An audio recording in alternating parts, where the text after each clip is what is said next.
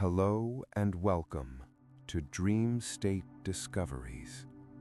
I'm so glad you've chosen to join me here in this quiet space as we prepare to journey together into the profound depths of our planet.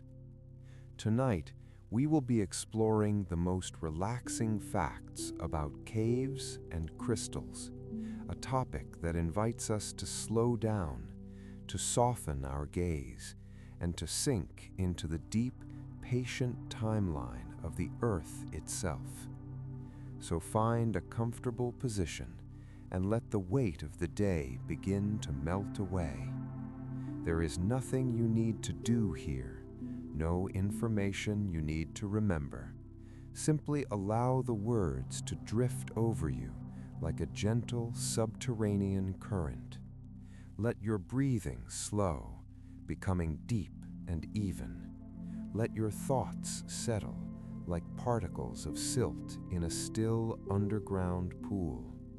And allow yourself to begin the slow, gentle descent into a world of quiet stone, of sleeping darkness, and of patient, growing light.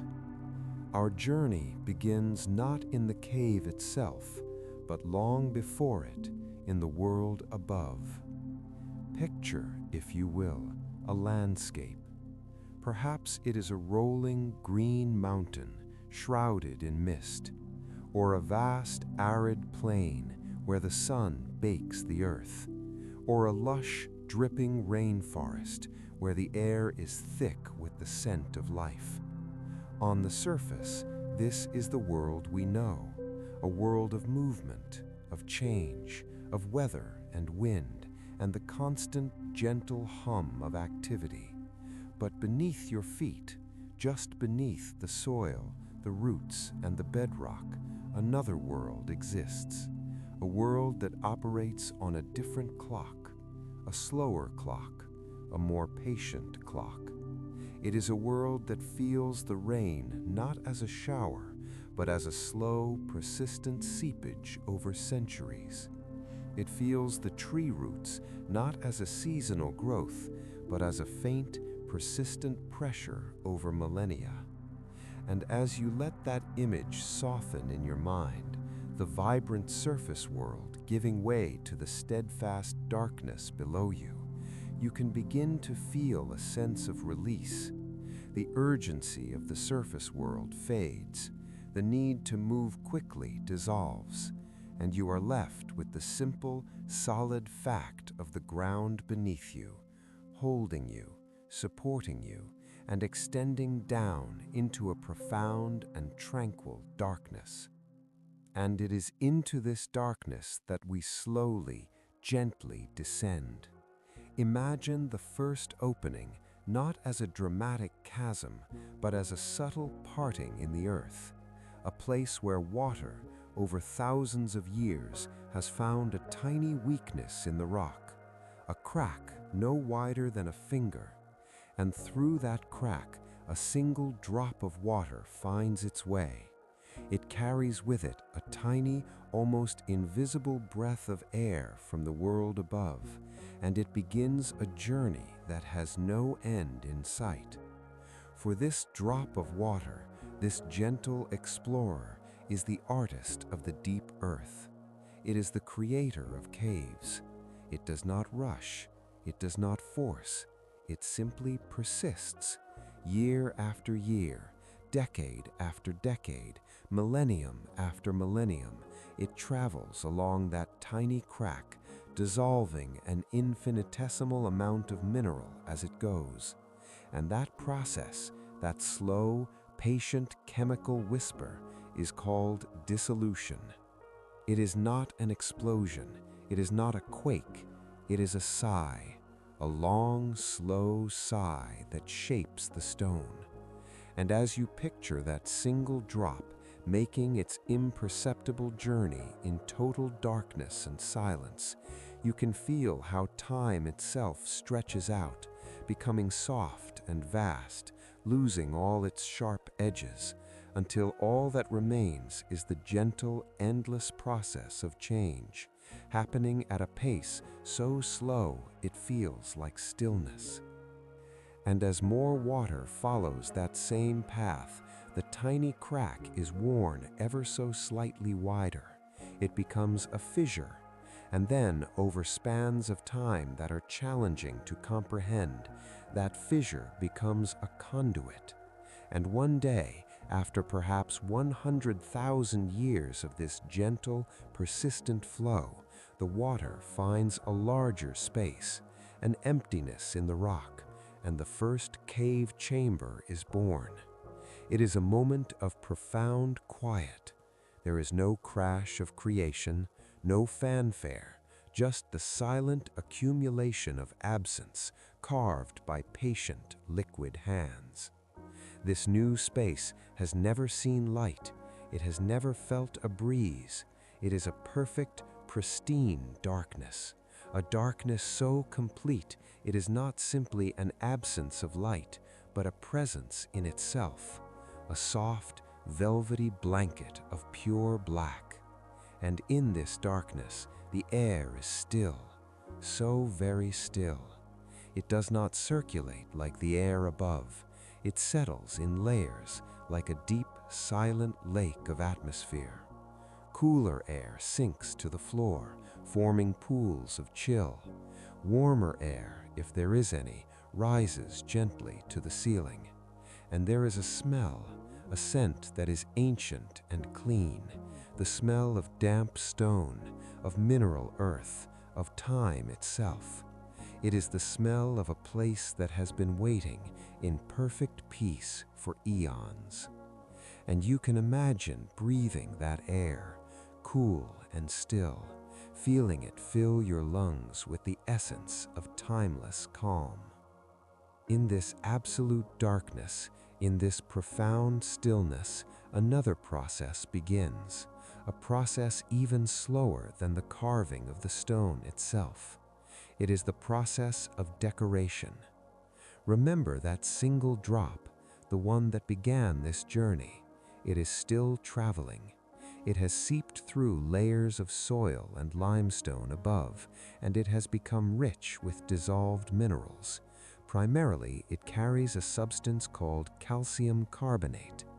And when this mineral-rich water finally emerges from the ceiling of that dark chamber, hanging for a moment as a single, trembling bead at the tip of a rock filament, something magical happens. The droplet meets the cave air. A tiny, almost undetectable amount of water evaporates, or the droplet releases a tiny bubble of carbon dioxide gas it has been carrying. And this subtle change in chemistry means the water can no longer hold all of its dissolved mineral cargo. So it lets go. It deposits an infinitesimal ring of crystal, thinner than a strand of silk, around the point where it hangs. And then, when it is heavy enough, the drop falls. It plinks softly into a pool below, or vanishes into the sediment. But that microscopic ring of crystal remains, and the next drop follows, and the next, and over decades, centuries, millennia, these rings build upon one another. They form a hollow tube of stone that grows downward, like an icicle made of earth. This is a stalactite. It clings to the ceiling, a stone soda straw, growing with a patience that defies imagination. Its growth is measured in centimeters per 1,000 years. It is a monument to slowness, a testament to the power of cumulative, gentle action. And as you picture it there in the silent dark, you can feel that same slowness seeping into your own sense of time, stretching each moment into a soft, endless now. And what of the drop that falls? It lands on the floor of the cave, directly below that growing stalactite. And there, on the ground, the process repeats in reverse. The impact, the tiny splash, encourages another minute release of mineral. And slowly, ever so slowly, a mound begins to form. It rises from the floor, reaching up toward the ceiling like a silent stone response to the descending drip. This is a stalagmite, broader, often blunter than its ceiling-born counterpart, and over spans of time that make cathedrals seem like fleeting things, the stalactite and the stalagmite grow toward one another. They are drawn together by gravity and chemistry in a dance that lasts for hundreds of thousands of years. And one day, in a future so distant we can scarcely conceive of it, they meet, they fuse, and they become a single seamless column of stone, a pillar that connects the floor to the ceiling, a permanent record of every single drop that ever fell. This column does not support the roof. The cave is stable without it. Instead, it is a work of art, a sculpture created by the slow, steady heartbeat of water and time. And as you imagine that union, that meeting of floor and ceiling after eons of slow growth, you can feel a deep sense of connection, of things finding their other half, not through force or haste, but through unwavering, gentle persistence, a perfect, peaceful completion in the dark. And within these silent, decorated chambers, there exists a phenomenon of such profound stillness it has been given a name that sounds like a whispered secret: perpetual darkness. This is not the fleeting dark of a moonless night, nor the gentle dark of a room with the curtains drawn. This is a darkness that is total and absolute and ancient. A darkness that has never, not once in millions of years, been broken by any ray of sunlight. It is a physical presence. If you were to hold your hand directly in front of your face in such a place, you would see nothing, not a shape, not a shadow, not a hint of movement. Your eyes, those wonderful instruments that guide you through the sunlit world, would have nothing to process. They would search and find nothing, and eventually they would stop trying. And in that surrender of the sense we rely upon most, a deep, instinctual quiet can settle within you. There is nothing to look for. There is nothing to look at. The external visual noise of the world falls completely away, leaving behind a blank canvas of pure, restful black. This darkness is not empty. It is full of peace. It is a foundational state, the original condition of this subterranean world, and it wraps around everything within it like a soft, heavy cloak. It tells you, without words, that here there is no need for sight. Here you can close your eyes and the world remains exactly as it is, unchanged and unchanging. And in this world of perfect dark and profound quiet, life, against all expectation, finds a way. But it is not the bustling, vibrant life of the surface. It is a life of profound adaptation, a life of economy and patience. These creatures are known as troglobites, inhabitants of the cave's deepest, darkest zones, and they have evolved over millennia to not merely survive in this environment, but to become perfect expressions of it. Many have no eyes at all. Where eyes would be, there is only smooth skin or the faintest of indentations. There is no need for them. In the eternal night, vision is a wasted energy. And so nature, in its gentle efficiency, has let that function fade away, like an unread book slowly gathering dust. Instead, these beings have grown long, delicate antennae, slender legs, and fine sensory hairs that can detect the faintest vibration in the still air or in a drop of water. They move not with haste, but with a deliberate, careful slowness, feeling their way through a world they will never see. Their metabolisms are slow, their heartbeats languid. They do not hunt with ferocity, they graze on the sparse nutrients that wash in from the world above, a gentle, constant rain of organic material known poetically as cave snow. Or they feed on the thin, microbial films that coat damp rocks, a whole ecosystem existing on a whisper of energy. They are pale, often translucent, their bodies lacking the pigments that protect against a sun they will never encounter. They look fragile, like ghosts of the deep earth, and they are. But they are also incredibly resilient, perfectly tuned to a world without change, without rush, without competition. They are the essence of calm adaptation, living their long, slow lives in a rhythm that matches the dripping of water and the growth of stone. They remind us that life does not always mean frenzy, that it can also mean a quiet, persistent existence, a gentle holding on in the deep, soft dark.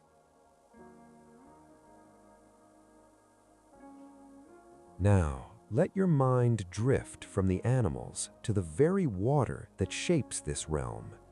Think of an underground river, not a roaring, rushing torrent, but a silent, hidden flow. It moves through channels carved over eons, its path a secret known only to the rock. In some caves, you can hear it, a soft, distant murmur, a liquid whisper that seems to come from everywhere and nowhere at all. It is the lifeblood of the cave, the sculptor and the sustainer. Its temperature is constant, year-round.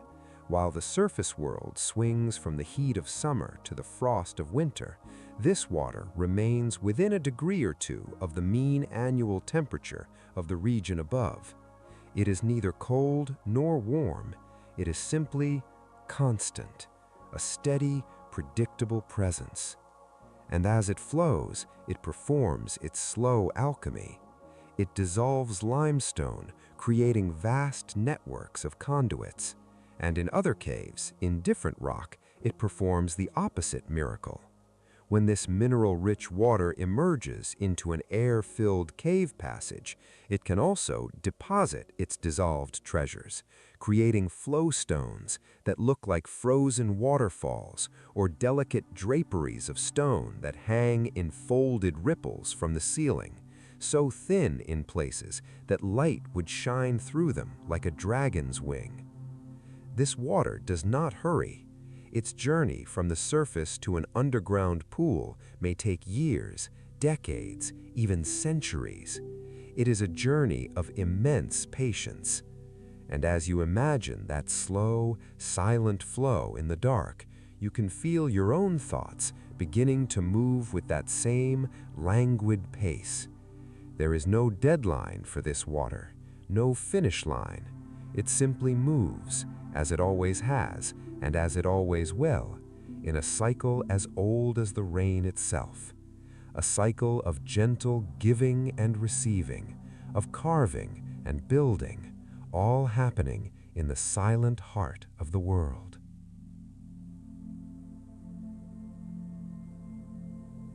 Now, let your mind drift from the animals to the crystals, for caves are often the jewel boxes of the deep earth, the hidden chambers where geology's most patient art is displayed. A crystal begins its life not as a solid, but as a soup of atoms dissolved in fluid, in that same quiet water we have been following. And when the conditions are just right, when the temperature is stable, when the space is undisturbed, when the chemical balance shifts by the tiniest degree, those atoms begin to feel an attraction to one another. They are drawn together by forces invisible to us, forces of electrical charge and molecular geometry, and they begin to arrange themselves, not randomly, but in a perfect, repeating pattern, a pattern that is the most efficient, most stable, most peaceful arrangement they can achieve. It is a process of finding harmony. One atom finds its place, and then another is drawn to it, locking into position, and another and another. They build outwards, face by perfect face, in 3 dimensions. The process is unbelievably slow. A single, flawless crystal may grow over millions of years, adding layers of atoms thinner than a wavelength of light. It grows in the silence and the dark, with no witness but time itself. And when it is finally revealed, perhaps by the slow draining of its watery cradle, it is a testament to perfect, repetitive order, a structure of such mathematical purity that it can split light into rainbows or vibrate at a precise frequency. It is a solid piece of logic made physical.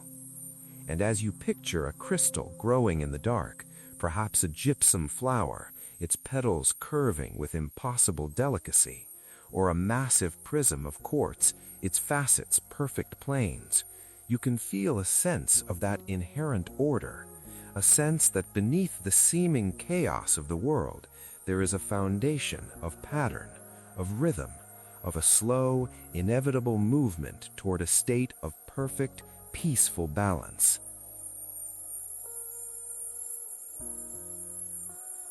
And some caves hold chambers that seem to defy human imagination altogether.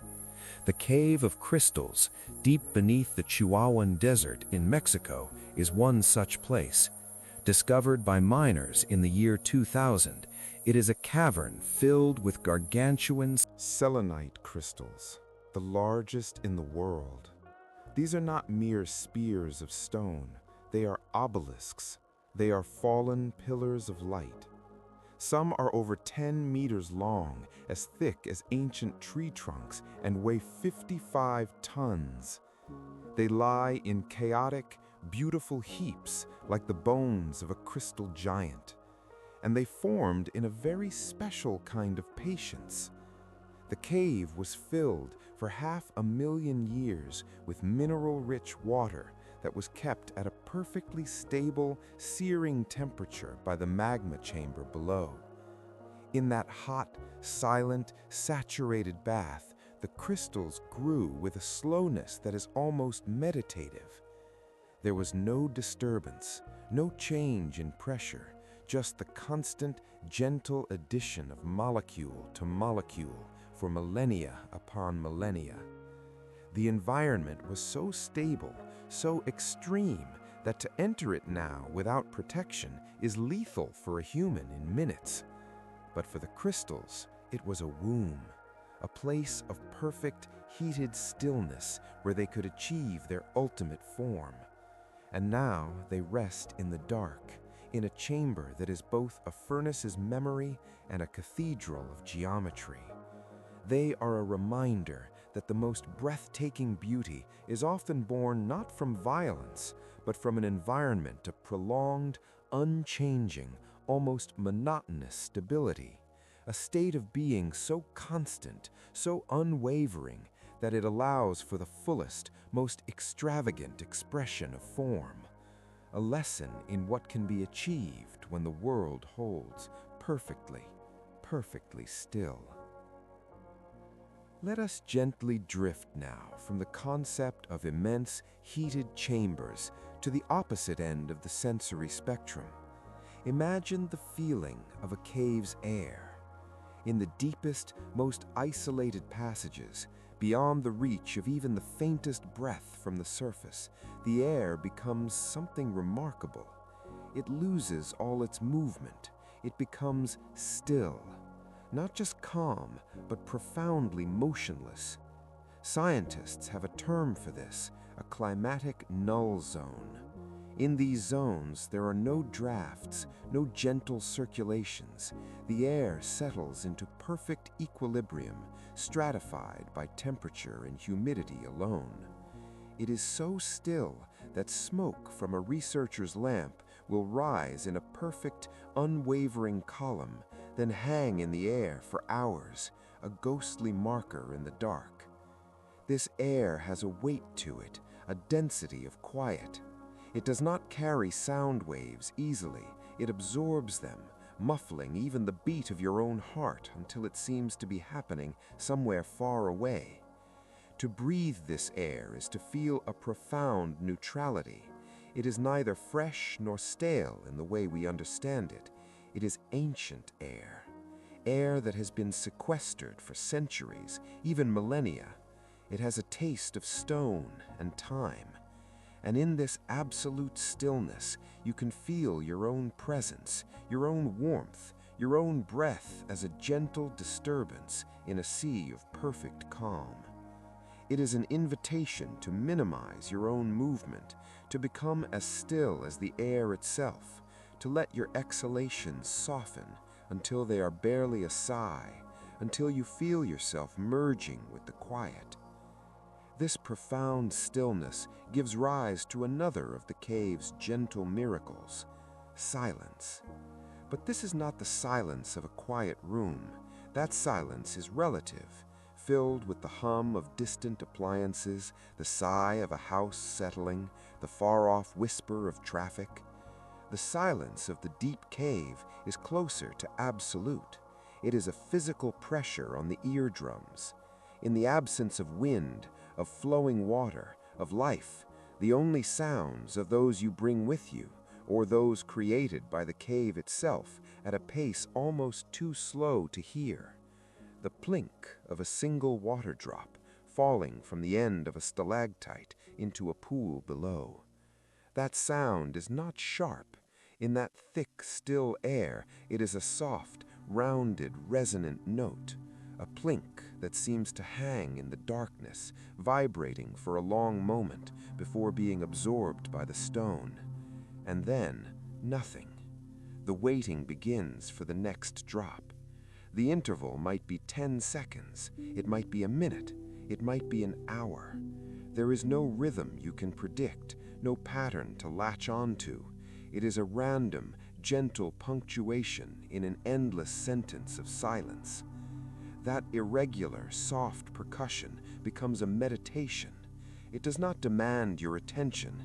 It simply marks the passage of a kind of time that feels entirely separate from the ticking of clocks.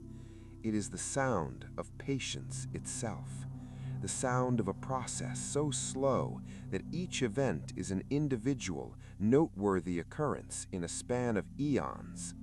And as you imagine listening to that solitary plink in the boundless dark, you can feel your own heartbeat beginning to slow, to find a deeper, more restful rhythm, unhurried by the need for the next thing, content to simply exist in the interval between one soft sound and the next.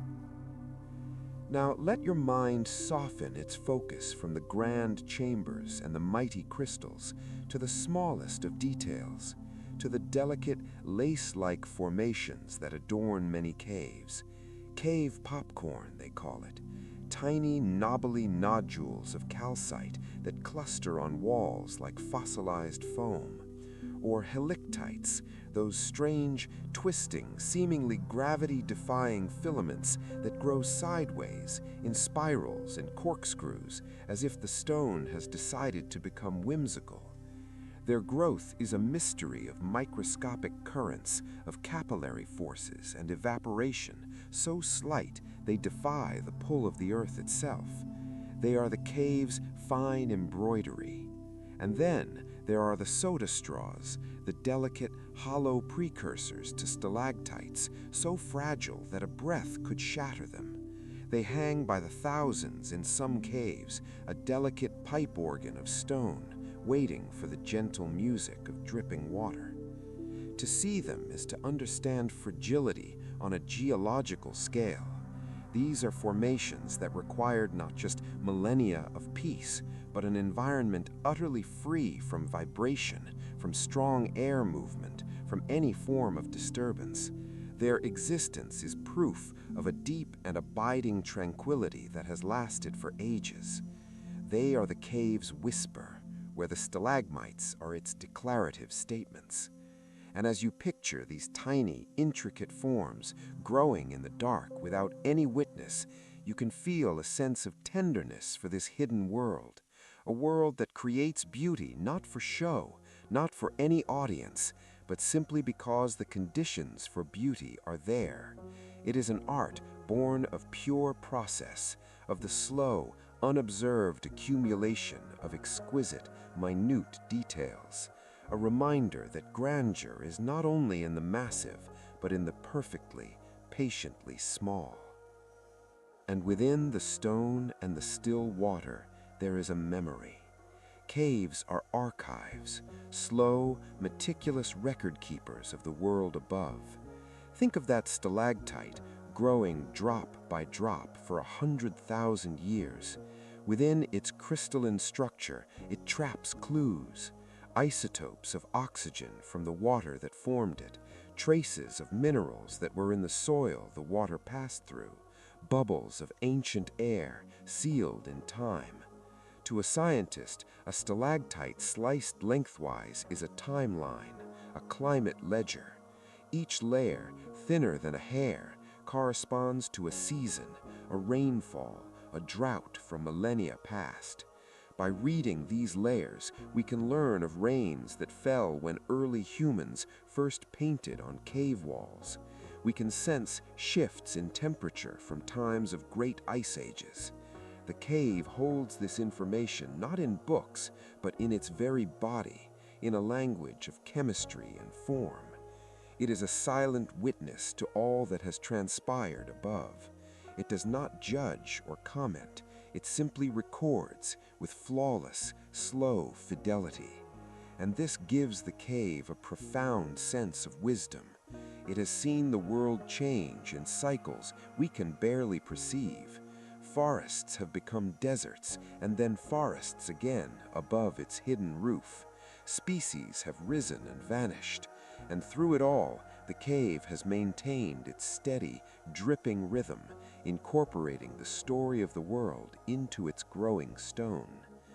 It is a deeply comforting thought that beneath the frenetic change of the surface, there is a recorder, patient and impartial, remembering everything in layers of calm, crystalline memory.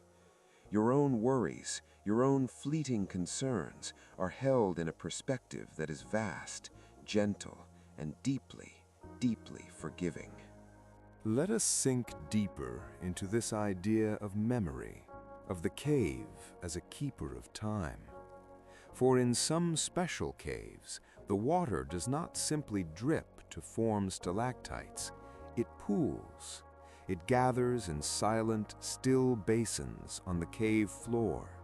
And in these pools, under conditions of perfect calm, something extraordinary can happen. The water, still supersaturated with minerals, begins to let go of its cargo, not in rings or mounds, but in flat, perfect layers. Atom by atom, molecule by molecule, a crystal grows laterally across the surface of the water, or from the floor of the pool upwards. It grows with such uniformity, such lack of disturbance, that it forms a sheet of calcite that is perfectly transparent and perfectly flat. This is how cave ice is formed. Not true ice, but pools of water covered with a pane of crystalline calcite so clear it is almost invisible. To shine a light upon it is to be fooled. You might think you are looking into an open pool until a dropped pebble rings with a soft tink against the solid surface.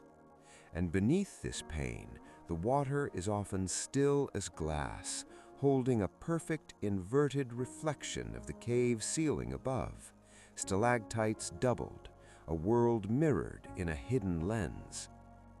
This formation, this still water and its crystalline lid, is an image of perfect closure, of a process completed in utter silence. It is a seal, a quiet conclusion, a pool that has put itself to sleep under a blanket of stone. And as you picture that scene, the flawless, glassy surface, the mirrored world below, the profound stillness. You can feel a sense of completion washing through you, a sense that some cycles, somewhere deep in the earth, have finished, have reached their end point of perfect, quiet rest.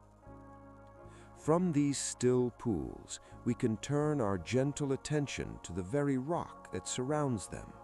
Limestone, the great canvas of most caves, has a story of its own, a story that begins not in darkness, but in light. In a warm, shallow, sun-drenched sea, millions upon millions of years ago, tiny marine organisms, coral polyps, plankton called foraminifera, lived their brief microscopic lives in the ancient oceans.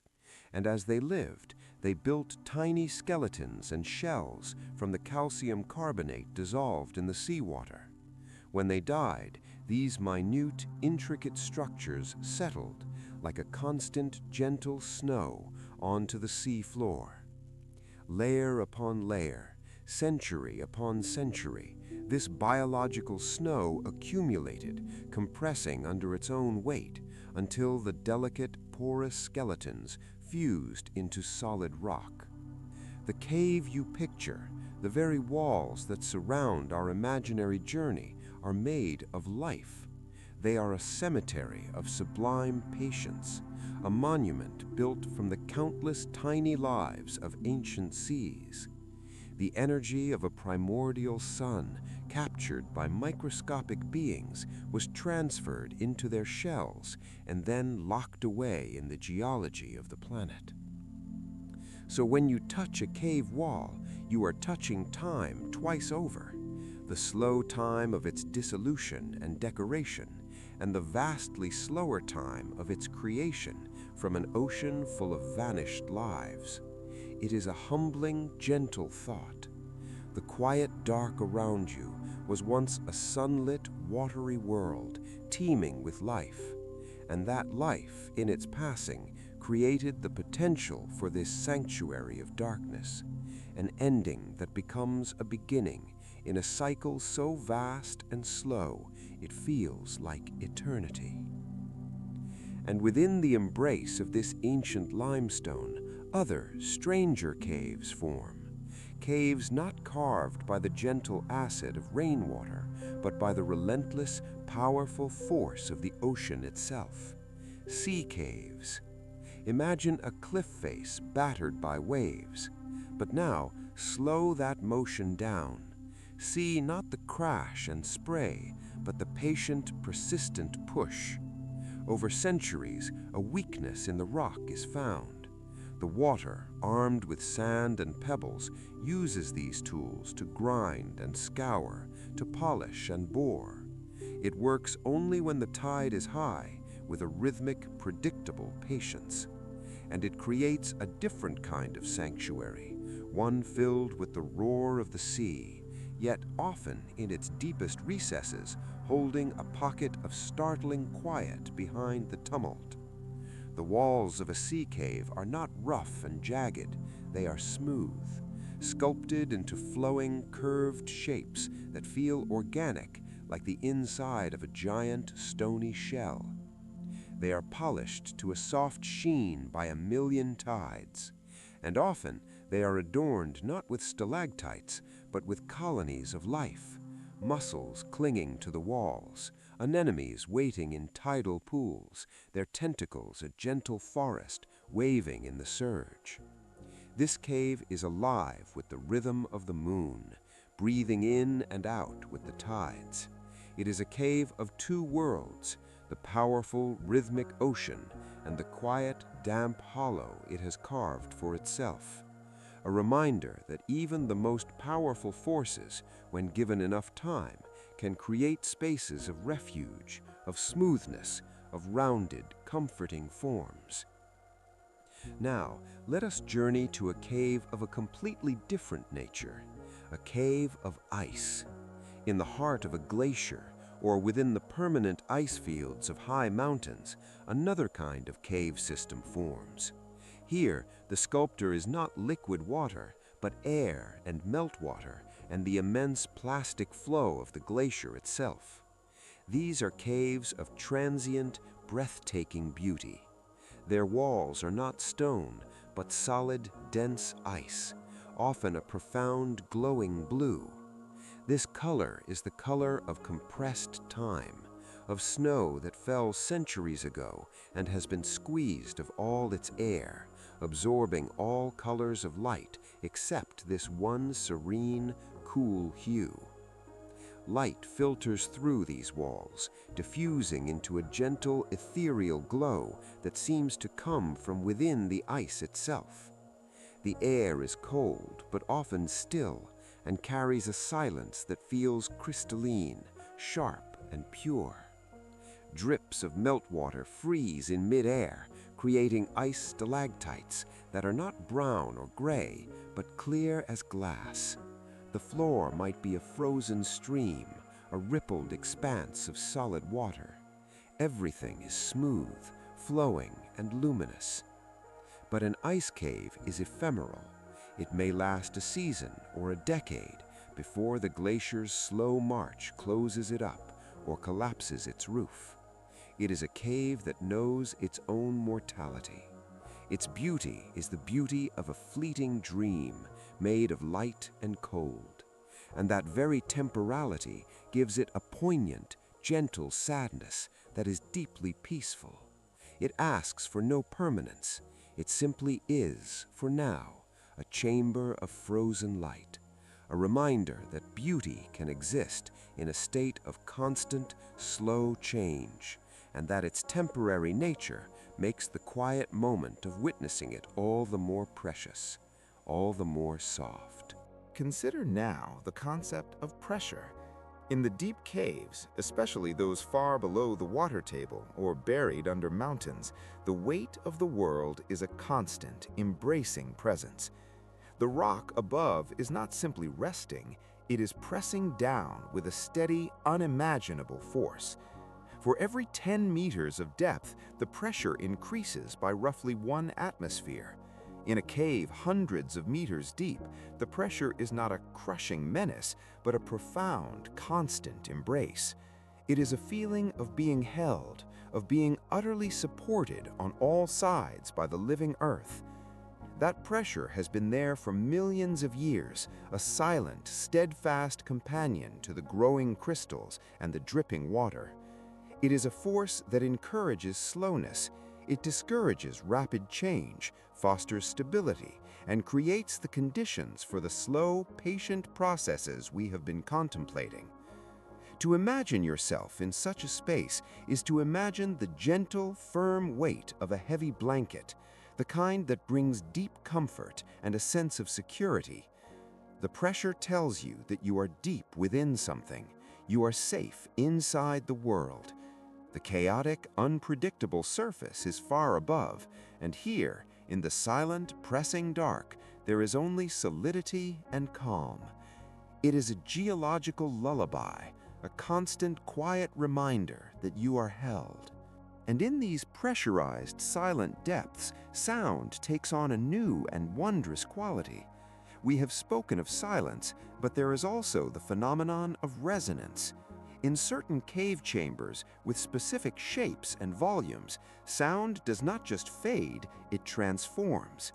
A single spoken word can hang in the thick, still air, its frequencies separating, echoing softly from curved walls, lingering for dozens of seconds before finally dissolving back into the quiet. It is not a sharp echo, but a soft, spreading murmur, like a stone dropped into a pond of atmosphere. In some caves, particularly those with smooth, water-polished walls and high, domed ceilings, you can hum a low, steady note and feel the very air around you begin to vibrate in sympathy. The cave itself seems to sing back to you, amplifying the tone, creating a harmonic resonance that you can feel in your bones. This is not noise, it is a vibrational meditation. It is the cave revealing its voice, a voice that is only awakened by a gentle, respectful prompt, and one that speaks in tones of profound, deep peace. The cave becomes a musical instrument of stone, played by the breath of a quiet visitor.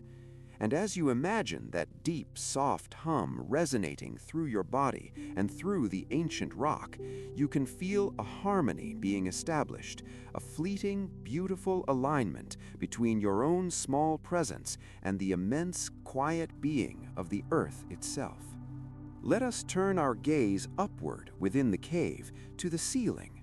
There, among the stalactites and soda straws, another kind of art is sometimes created. In caves with active streams or periodic flooding, minerals can be deposited in thin, wavy layers across the ceiling, following the contours of long-vanished water flows. These formations are called flowstone draperies or cave bacon, and they are a record of fluid dynamics frozen in stone. The layers are often of slightly different mineral compositions, creating bands of color, creams and ochres and rusty reds from traces of iron oxide. They hang in graceful, folded sheets, thin and delicate. When light passes through them, they glow with a warm, translucent light, like the setting sun seen through a closed eyelid. They look soft, like fabric, but they are hard as stone. They are a beautiful paradox, the fluid motion of water captured and made permanent in the most solid of mediums.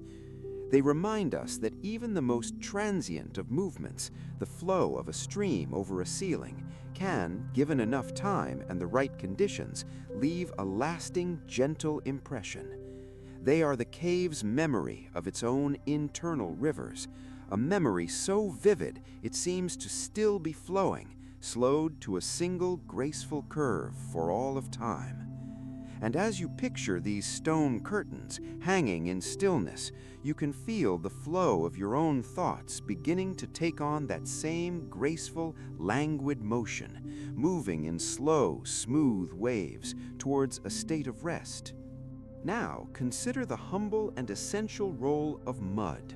In many caves, the floor is not bare rock, but a soft, deep layer of sediment. This is cave clay, or silt, washed in over millennia by underground streams. It is often a fine, pale plasticine-like material, cool to the touch and incredibly smooth. In the absolute stillness of the air, this mud holds perfect, pristine records. The track of a pale, blind cricket that crossed it a week ago, the delicate three-toed print of a cave-dwelling salamander from a month past. Even in rare and special circumstances, the footprint of a human explorer from a previous century, preserved in the damp, unchanging environment as if it were made yesterday. This mud is a journal of gentle activity. It does not judge the importance of the events it records. It simply accepts the impression and holds it in the dark and the quiet until it is either washed away by the next faint flood or covered by another layer of silent dust. There is a profound peace in this, a world where every step, every tiny movement can leave a mark that lasts, uneroded by wind or sun, for years. It speaks of an environment so gentle, so forgiving, that even the faintest touch is remembered. It encourages a soft, mindful movement, a feeling of treading lightly in a world that holds the memory of your passage with tender, silent care. Now let us contemplate the idea of isolation, not the loneliness of it, but the deep, serene solitude. A cave system, particularly a large, complex one, is a world unto itself. Its climate, its chemistry, its very atmosphere are self-contained, regulated by processes that have little to do with the world above. A change in barometric pressure on the surface can cause a cave to breathe. Gentle, almost imperceptible currents of air will sigh in or out of its entrances as the earth itself inhales and exhales. But deep in the interior, these breaths are not felt. There, the isolation is complete. This isolation has protected caves, keeping them pristine while the surface world transformed above them. In some caves, paleontologists have found the bones of extinct creatures preserved in the cool, constant climate as if in a natural reliquary, not scattered or shattered, but lying in peaceful repose on the cave floor where the creature lay down to sleep and never awoke. The cave became its eternal resting place, a tomb of quiet stone. This isolation creates a sanctuary not just for life, but for time itself. It is a pocket of the past, held gently in the present. To be in such a place is to feel momentarily disconnected from the flow of human time, from the news and the noise and the endless forward rush. You are in a place that operates on geologic time, where the next significant event might be the growth of a new crystal face in 1,000 years. This isolation is not barren, it is rich with a quiet presence. It is the solitude of a deep and peaceful meditation, where the only company is the steady, patient heartbeat of the planet.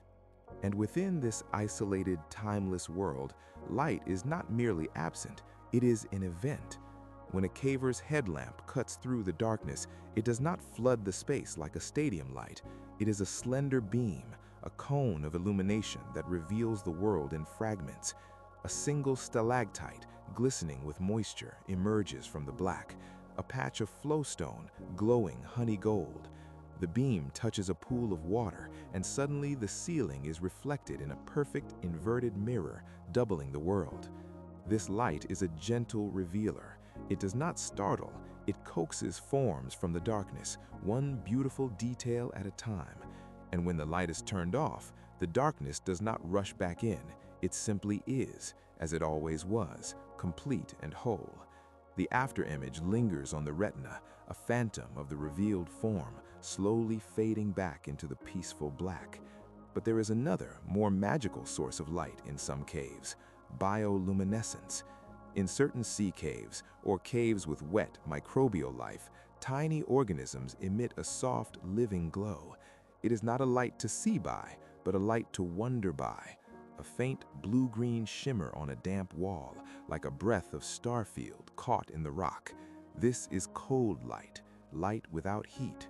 It is a gentle, biological whisper in the dark, a sign that life, even in its simplest forms, carries its own quiet luminosity. It is a light that pulses slowly or glows steadily, a peaceful rhythm in the deep.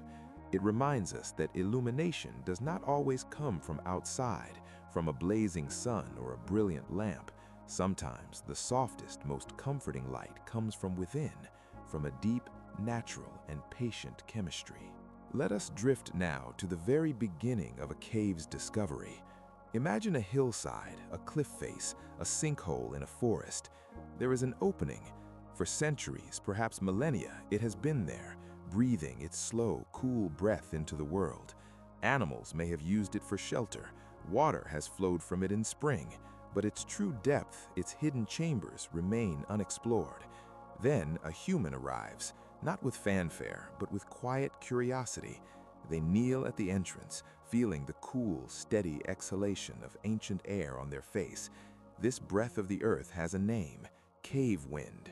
It is generated by the difference in temperature and pressure between the cave interior and the surface world. It is the cave sighing in its sleep.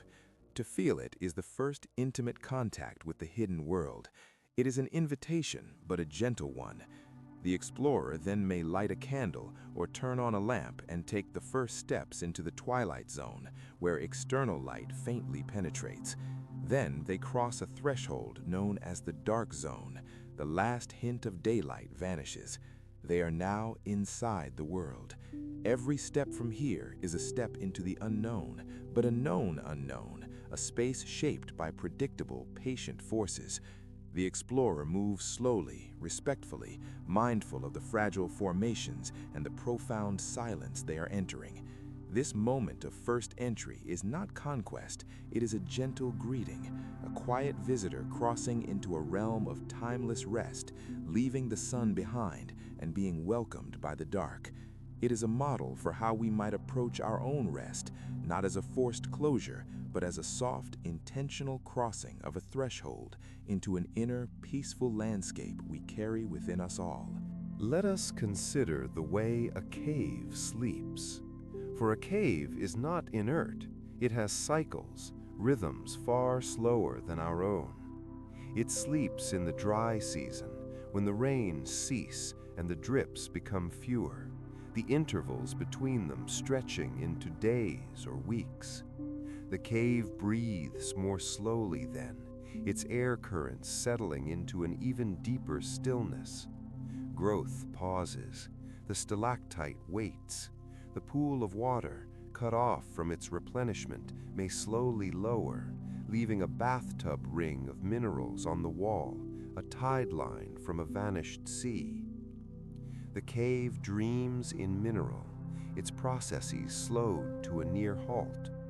Then, with the rains, the cave awakens, not with a start, but with a gradual, gentle resumption. The first new drops find their familiar paths. The slow seepage begins again. The walls grow damp.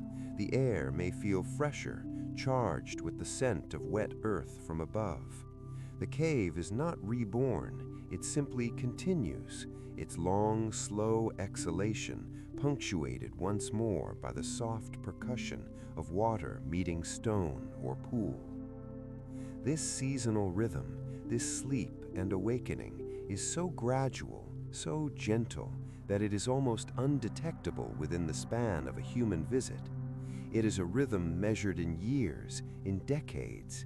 It teaches us that rest is not a void, but a phase in a cycle, a necessary, quiet phase where energy is conserved, where the work of growth and change pauses, gathering potential for the next gentle awakening. Your own need for sleep is not so different. It is the dry season of the self, a time when the external inputs cease and the inner processes of repair and memory consolidate in the dark. The cave sleeps, and in its sleeping prepares for its next slow, beautiful becoming. And what of the inhabitants of this sleeping world? Beyond the blind insects and translucent crustaceans, there are the larger, more familiar visitors, bats. At dusk, from the mouths of many caves, a river of life may flow out into the twilight, thousands upon thousands of bats, emerging for their nightly forage. It is one of nature's great, gentle spectacles. But inside, in the dark, they are creatures of profound rest. They hang from the ceiling, wrapped in their own wings, each a tiny furled leaf of life. Their bodies are designed for suspension. Their feet clasp the rock, not with gripping tension, but with a passive hooked lock that requires no muscular effort. They can hang upside down for months, their hearts beating slowly in a state of torpor, burning almost no energy. In the deep cave chambers, they exist in a state of near hibernation, a living embodiment of patient conservation. Their social space is one of quiet closeness. They cluster together for warmth, a soft breathing tapestry on the ceiling. And when they are active, they navigate not by sight, but by sound, using echolocation, a series of clicks and chirps too high for us to hear, painting a sonic picture of their world. It is a gentle, precise, and non-visual way of understanding space. They live in a world of acoustic shapes, of reflected sound, a world perceived through soft, inaudible whispers. Their existence is a lesson in economical living, in restful hanging, in navigating darkness with a tool that is both delicate and profound. They are the gentle guardians of the cave's ceilings, sleeping through the long, quiet days, their very presence a symbol of life, adapted not for struggle, but for serene, suspended rest. Now, let your mind wander to the opposite scale, not to the creatures within the cave, but to the vast, hidden networks that the caves themselves are part of. A single cave is rarely alone. It is often part of a labyrinth, a complex three-dimensional maze of passages, chambers, and canyons, all carved by water on its relentless, patient journey to the water table, to the sea. This hidden watershed is called karst. It is a landscape within the landscape, a secret plumbing system for the earth. Rainwater does not run off in streams across the surface of a karst region. It disappears. It sinks into sinkholes, vanishes into swallots, and begins its long, slow migration through the darkness, filtering through miles of rock, becoming purified, emerging years later at a distant spring, cool and clear. This hidden watershed is a slow-motion river system. It operates in silence and secrecy. Its timeline is not measured in hours from rainfall to river surge, but in years from infiltration to emergence. This means the cave you are picturing is not a sealed room. It is a chamber in a vast, slow-beating heart, a place where the water of the world, having shed its haste on the surface, goes to move with intention, with patience, with a purpose that is both simple and profound, to flow, to shape, to seek its level, all in the soothing, boundless dark. To imagine this is to feel connected to a cycle that is both hidden and essential, a reminder that what happens out of sight is often what sustains what we see in the light. Within these karst networks, sometimes the water moves not as a seep or a drip, but as a full, silent river, an underground river. These rivers can be large, powerful forces, yet they are almost always silent, their surfaces often black and glassy in the beam of a light. They appear suddenly from a low, water-filled tunnel, a sump, and vanish just as suddenly into another. To float on such a river in a cave is to experience a profound paradox, moving water in absolute stillness. The air is still, the walls are still, only you, on the gentle current, are in motion, gliding past galleries of stone that have never known daylight. The river's course is a mystery. It follows the fractures and bedding planes of the ancient rock, a path of least resistance carved over eons. It does not hurry. Its speed is dictated by gravity and the subtle gradient of the rock. It is a journey with no view of the destination, a trustfall into the earth's embrace. This is the antithesis of a thrilling whitewater ride. It is a liquid meditation, a surrender to the slow, inevitable pull of the hidden world, carrying you forward into the dark, without effort, without sound, without any need to steer. It is the ultimate release of control. And as you picture yourself on that silent, black water, drifting, you can feel your own thoughts beginning to drift in a similar way, released from their moorings, carried on a gentle internal current to a place of deep, fluid peace. Let us linger a little longer on the water, for it is the true architect, the patient artist, the quiet composer of this subterranean realm. And in its purest form within the cave, it becomes something almost sacred, drip water. This is not the water of rushing streams or even slow rivers. It is the essence of patience. A single drop clinging to the tip of a soda straw, gathering its molecular cohesion, swelling imperceptibly until its surface tension can no longer defy gravity. And then the release, the fall. But the fall is not through empty air. It is through an atmosphere that is often thick with humidity, a moist, still medium that cradles the drop on its short journey. The drop may fall directly into a pool with that soft plink, or it may land on a stalagmite below, spreading a film of mineral-rich moisture over its growing summit. Each drop is a transaction, a transfer of material from the world above to the world below, a delivery of calcium carbonate, a molecule at a time. It is a process so simple, so repetitive, so mindlessly consistent that it becomes a form of geological mantra, a rhythm without a tempo, a beat that marks the passage of millennia rather than seconds. To focus on a single drip, to wait for it, is to be drawn into a timescale that soothes all anxiety. Nothing urgent can happen here.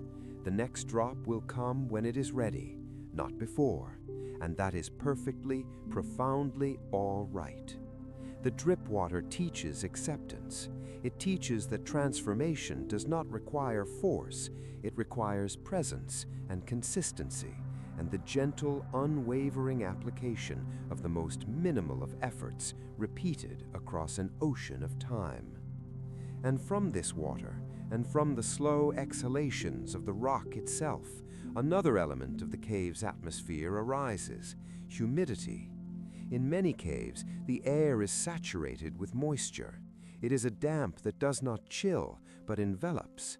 It beads on your skin, not as sweat, but as condensation, a meeting of your warmth with the cave's cool, water-laden breath. This humidity muffles sound further. It softens edges, both auditory and visual. It makes the beams of light visible, turning them into tangible cones of illumination, filled with swirling ethereal mist. This humid air is heavy in the most comforting way. It carries weight, a tangible presence that feels like a balm. Breathing it is like breathing through a soft, damp cloth. The air feels cleaner, cooler, and strangely more substantial. It is the breath of the stone. In some thermally active caves, where thermal warmth meets percolating water, the humidity can be warm, creating a gentle subterranean steam room, a natural sauna of stone and mist. But in most caves, it is a cool, constant damp, the very opposite of the dry, desiccating air of a desert.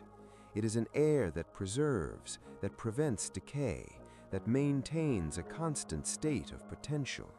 It is the medium in which crystals grow, in which delicate formations persist for millennia.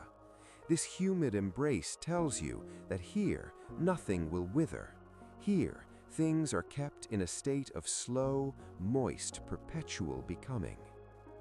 Now, imagine a cave not of limestone, but of a different, softer stone, sandstone, or a cave not formed by dissolution, but by the simple, gentle action of wind and grains of sand, an erosional cave. These caves have a different character. Their walls are softer, grainier, shaped into sweeping, curvaceous forms that feel sculpted by a giant, patient hand. The process is one of subtraction, not by chemical whisper, but by the gentle, persistent caress of wind-borne sand.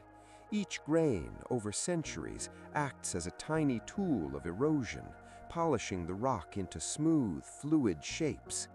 The feeling inside such a cave is often one of softness. The light, if it enters, plays on the undulating walls in gentle gradients of shadow. The air might be drier. The sound is absorbed by the porous rock. These caves feel like nests carved into the cliffside, like hollows worn into the world by the breath of the planet itself.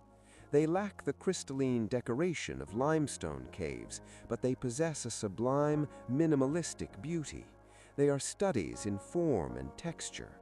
They remind us that emptiness can be shaped into something profoundly comforting, that the removal of material can create a space of sanctuary. They are the Earth's alcoves, its quiet niches, offering shelter from the sun and wind, not through complexity, but through simple, graceful absence. And from this water, and from the slow exhalations of the rock itself, another element of the cave's atmosphere arises: humidity. In many caves, the air is saturated with moisture. It is a damp that does not chill, but envelops. It beads on your skin, not as sweat, but as condensation, a meeting of your warmth with the cave's cool, water-laden breath. This humidity muffles sound further. It softens edges, both auditory and visual. It makes the beams of light visible, turning them into tangible cones of illumination filled with swirling ethereal mist. This humid air is heavy in the most comforting way. It carries weight, a tangible presence that feels like a balm. Breathing it is like breathing through a soft, damp cloth. The air feels cleaner, cooler, and strangely more substantial. It is the breath of the stone. In some thermally active caves, where thermal warmth meets percolating water, the humidity can be warm, creating a gentle subterranean steam room, a natural sauna of stone and mist. But in most caves, it is a cool, constant damp, the very opposite of the dry, desiccating air of a desert. It is an air that preserves, that prevents decay, that maintains a constant state of potential. It is the medium in which crystals grow, in which delicate formations persist for millennia. This humid embrace tells you that here nothing will wither. Here things are kept in a state of slow, moist, perpetual becoming. Now imagine a cave not of limestone, but of a different, softer stone, sandstone, or a cave not formed by dissolution, but by the simple, gentle action of wind and grains of sand, an erosional cave. These caves have a different character. Their walls are softer, grainier, shaped into sweeping, curvaceous forms that feel sculpted by a giant, patient hand. The process is one of subtraction, not by chemical whisper, but by the gentle, persistent caress of wind-borne sand. Each grain, over centuries, acts as a tiny tool of erosion, polishing the rock into smooth, fluid shapes. The feeling inside such a cave is often one of softness. The light, if it enters, plays on the undulating walls in gentle gradients of shadow. The air might be drier. The sound is absorbed by the porous rock. These caves feel like nests carved into the cliffside, like hollows worn into the world by the breath of the planet itself. They lack the crystalline decoration of limestone caves, but they possess a sublime, minimalistic beauty. They are studies in form and texture. They remind us that emptiness can be shaped into something profoundly comforting, that the removal of material can create a space of sanctuary. They are the Earth's alcoves, its quiet niches, offering shelter from the sun and wind, not through complexity, but through simple, graceful absence. And in the deepest, most isolated caves, where the pressure is great and the chemistry is just right, the very water can undergo a transformation that seems like magic. It can become supercooled, or it can become saturated with minerals to such a degree that it is on the very brink of precipitation, a state of suspended potential, holding its dissolved treasure in a perfect, unstable equilibrium. A single disturbance, a tremor too faint for you to feel, a grain of sand falling from the ceiling, a slight shift in air pressure can trigger a sudden, gentle crystallization event. It is not an explosion, but a quiet blooming. A cloud of tiny, perfect crystals may form in the water, appearing like a sudden, slow-motion mist of diamonds, then slowly settling like a luminous sediment. Or on a submerged rock, a forest of delicate crystalline dendrites may spontaneously grow, like a frozen mineral fern, appearing over hours or days. This is the cave performing its quiet alchemy in real time, a process usually hidden across millennia, here condensed into an observable event. It is a reminder that this patient world is not static. It is dynamically, vibrantly still.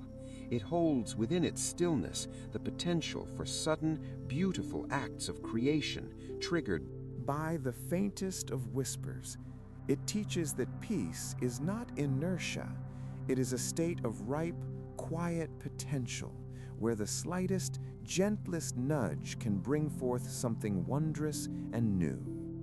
Your own mind, in the state of restful stillness just before sleep, is not so different, a supercooled solution of thoughts and impressions ready to crystallize into the gentle, unexpected shapes of dreams. Consider the concept of weightlessness within the earth. This may seem a contradiction, for we have spoken of the deep, embracing pressure. But in the vast black voids of certain caverns, chambers so large they could swallow cathedrals, there is a perceptual weightlessness. In the absolute dark, with no visual reference points, the sense of up and down can dissolve. Your body, held by the solid floor, might feel as if it is floating. The immense space above you is no different sensorially from the space below or beside you. It is all simply void, a uniform, velvety nothingness. This is the closest one can come to experiencing the void of space while still firmly planted on the planet. It is a sensory deprivation so complete that it becomes liberating. Without gravity's visual cues, the mind is free from one of its most fundamental orientations. This can be unsettling for a moment, but if you surrender to it, it becomes profoundly peaceful. You are not falling, you are not rising, you are suspended in the dark, cradled by the rock, but with the feeling of floating in a starless night. It is a gentle disconnection from the pull of the world, an invitation to let go of the need to be anchored and to simply be in a neutral, boundless space. It is the cave offering you a taste of cosmic rest right here in the heart of the world.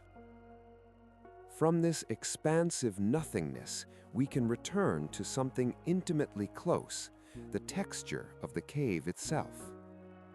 Run your mental fingertips along a cave wall.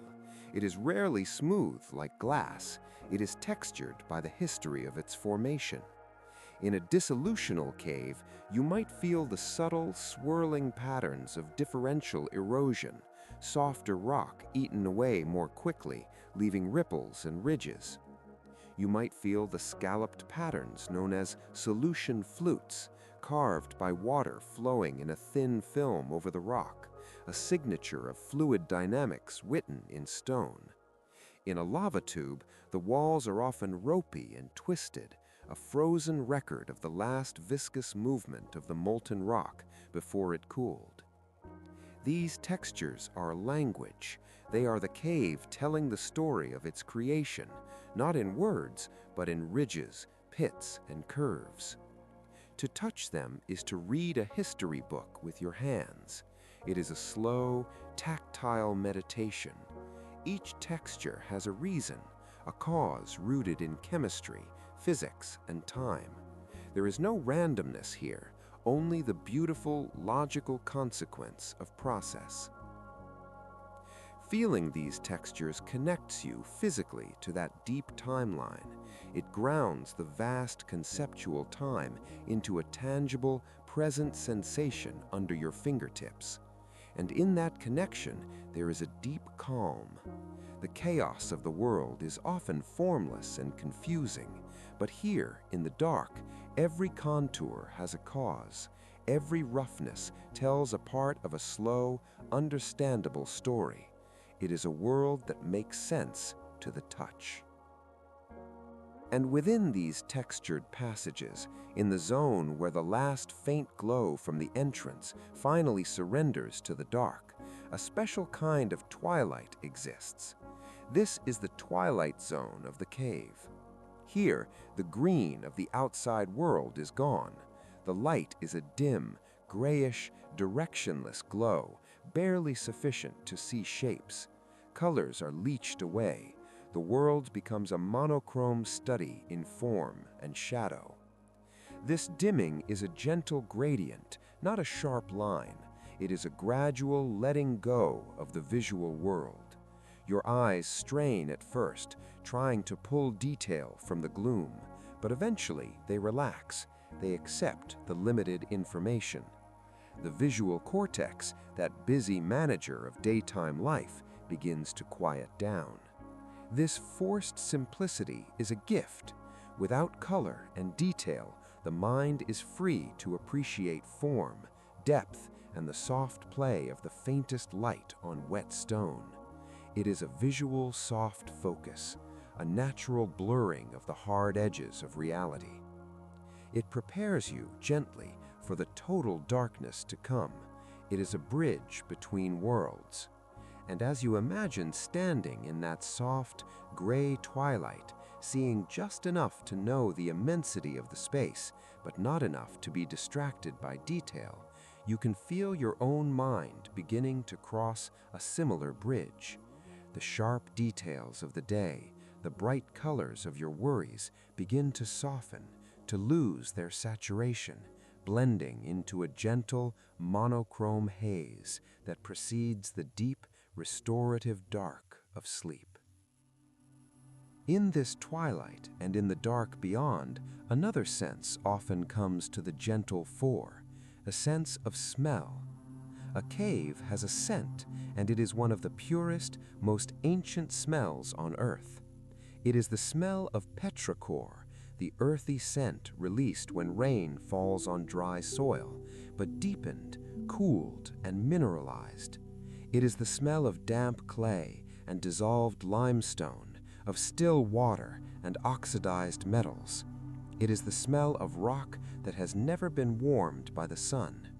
In some caves, there is a hint of ozone from slow electrical discharges in the air. In others, a faint organic must from bat guano or microbial mats, not unpleasant, but rich and complex. This scent is not carried on a breeze. It is simply present, a constant, subtle background note. To breathe it in is to breathe in the essence of the subterranean. It is a clean, cool, and profoundly grounding aroma. It has no association with human activity, with industry or perfume.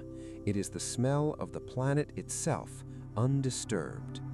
Focusing on this scent can anchor you firmly in the present moment, in the physical reality of the deep earth, pulling your awareness away from the swirling thoughts of the past and future, and into the cool, fragrant, eternal now. Now, let us ponder the very first caves, the earliest ones that formed on our young planet. Picture a world without complex life, a volcanic landscape with an atmosphere thick and strange.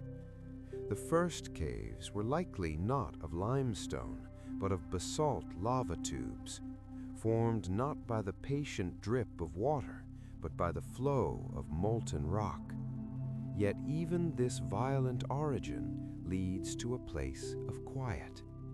As a river of lava flows, its surface cools and hardens into a crust, while the molten interior continues to flow, eventually draining away, leaving behind a hollow tube. The walls of a lava tube are often glossy, a deep black or dark brown, with flows and ripples frozen in time. They are remarkably uniform, like the veins of a great stony leaf.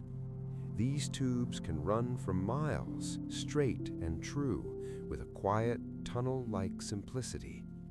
Inside, the air is often still and dry. The floor is littered with collapsed rubble from the ceiling or with later sediments. There is no dripstone decoration here, no glittering crystals. It is a minimalist's cave, a place of pure geometry and profound shadow. It feels ancient in a different way, not the ancientness of slow accumulation, but the ancientness of primal planetary fire that has long since cooled to absolute stillness. It is a reminder that even the most energetic, fiery beginnings can, with time, become sanctuaries of the deepest calm. The fury is gone, leaving only the smooth, black, silent shell of its passage. And within some of these ancient, simple spaces, or in other caves with just the right conditions, another phenomenon occurs. temperature inversion. Normally, we expect the air to grow cooler as we descend from the surface. But in some cave systems, particularly those with multiple entrances at different elevations, the heavy, cold air of winter can flow in and become trapped. In the deep, enclosed chambers, this cold air settles like water in a bowl, and because it is denser than warmer air, it remains there, stagnant and frigid, even through the summer months. These are ice caves of a different sort, not glaciers, but caves that preserve winter. Walking from a mild surface day into such a chamber is like stepping into a giant natural refrigerator. The air is piercingly still and cold. Hoarfrost may decorate the walls. Old ice may persist on the floor, layered like geological strata from years of freeze and partial thaw. This is a cave that has captured a season, holding on to the cold like a memory. It is a place of preservation, of suspended animation. Time here feels not just slow, but held in a kind of stasis. The constant, gentle cold is a purifying force, eliminating decay, simplifying existence to its most basic, frozen elements.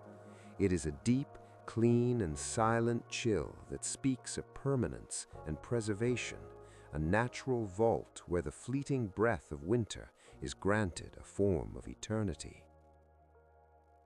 From these frozen vaults, we can journey to the opposite idea, the cave as a womb of warmth. In thermally active areas where the Earth's internal heat rises close to the surface, a cave can be a gentle haven of constant, mild warmth. Geothermal heat percolates through the rock, warming the air and the water. In such caves, the humidity is often high, creating a damp, tropical atmosphere in the heart of the stone. Here, life can thrive a little more readily. Ferns might unfurl near entrances where light persists. Mosses and fungi colonize damp walls. The air feels thick and nurturing. These caves breathe a warm, moist breath. They feel alive in a different way, not with the slow, cold patience of a limestone cavern, but with a quiet, vegetative persistence. They are sanctuaries of constant climate, insulated from the freezing winters and scorching summers of the outside world. They offer a lesson in environmental stability.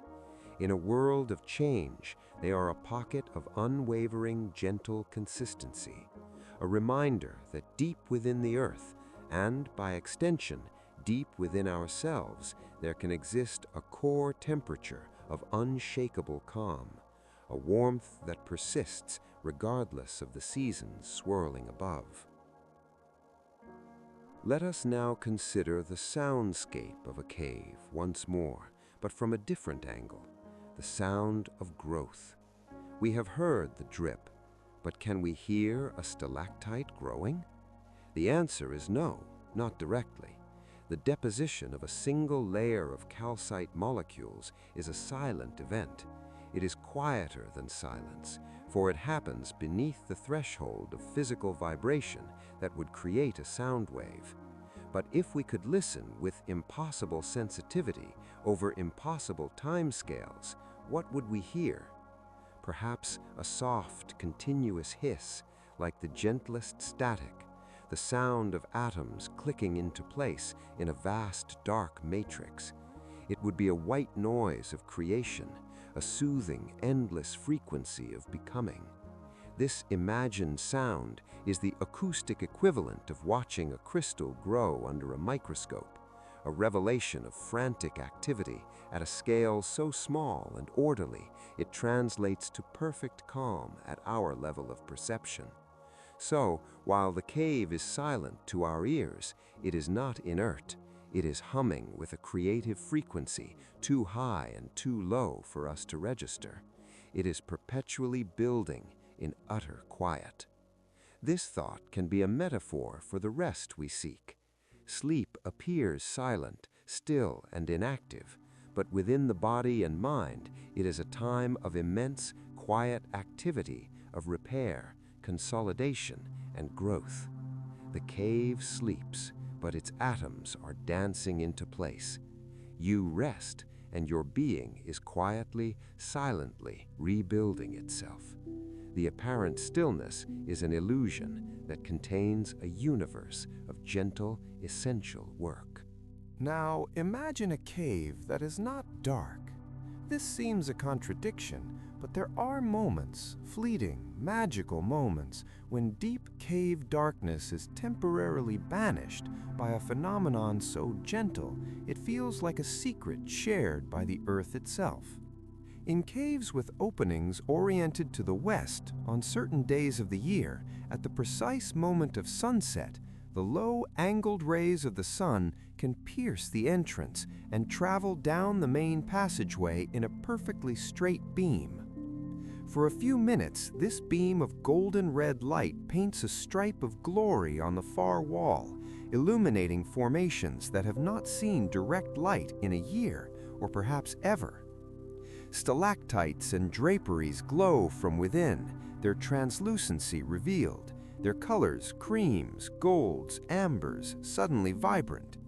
Dust motes, stirred by the faint cave breath, dance in the beam like slow-moving constellations.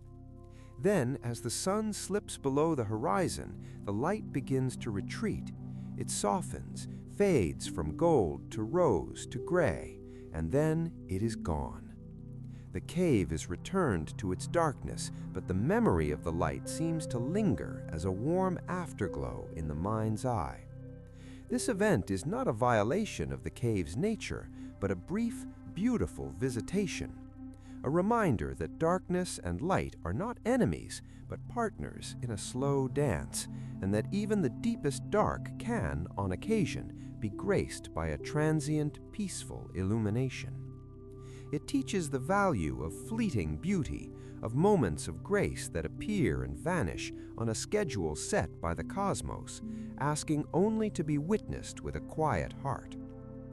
From this ephemeral light, we descend again into the more constant darkness to consider the cave's relationship with another elemental force, gravity. Inside a cave, gravity feels different. It is not the omnipresent pull we experience under the open sky. Here, gravity is a local sculptor. It dictates the vertical drip of water, the downward growth of stalactites, the upward growth of stalagmites. It pulls rocks from ceilings to form talus slopes on floors. But in the vast open spaces, gravity's pull is visually absent. There is no horizon line, no trees leaning with the wind, no water running downhill to constantly remind you of the downward tug. Your body feels it, of course, but your eyes do not confirm it. This disconnect creates a subtle, soothing disorientation. You are subject to the law, but freed from its constant visual testimony.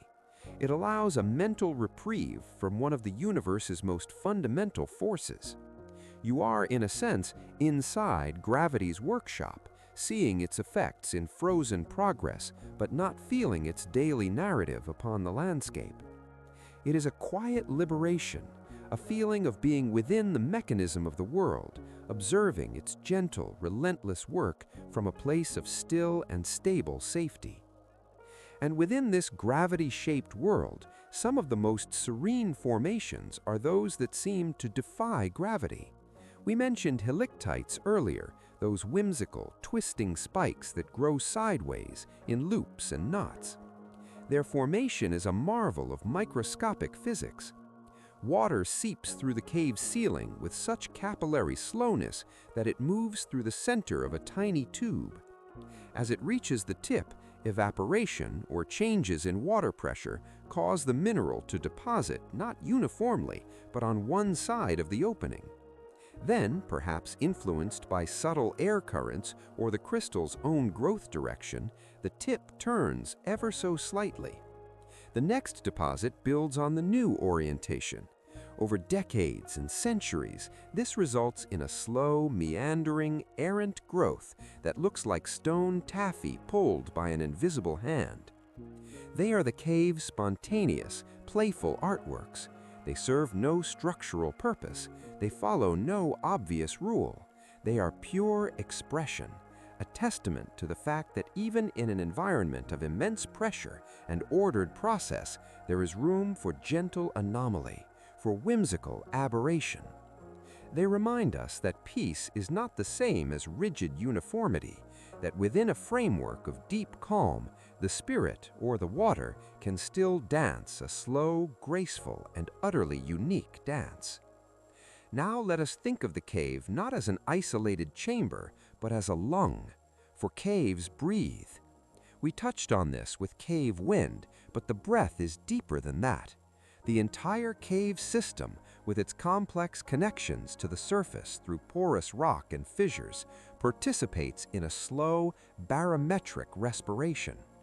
When the air pressure on the surface drops before a storm, for instance, the higher pressure air trapped in the cave will flow out, seeking equilibrium. You might feel a steady, cool breeze emanating from a crack in the hillside. This is the cave exhaling.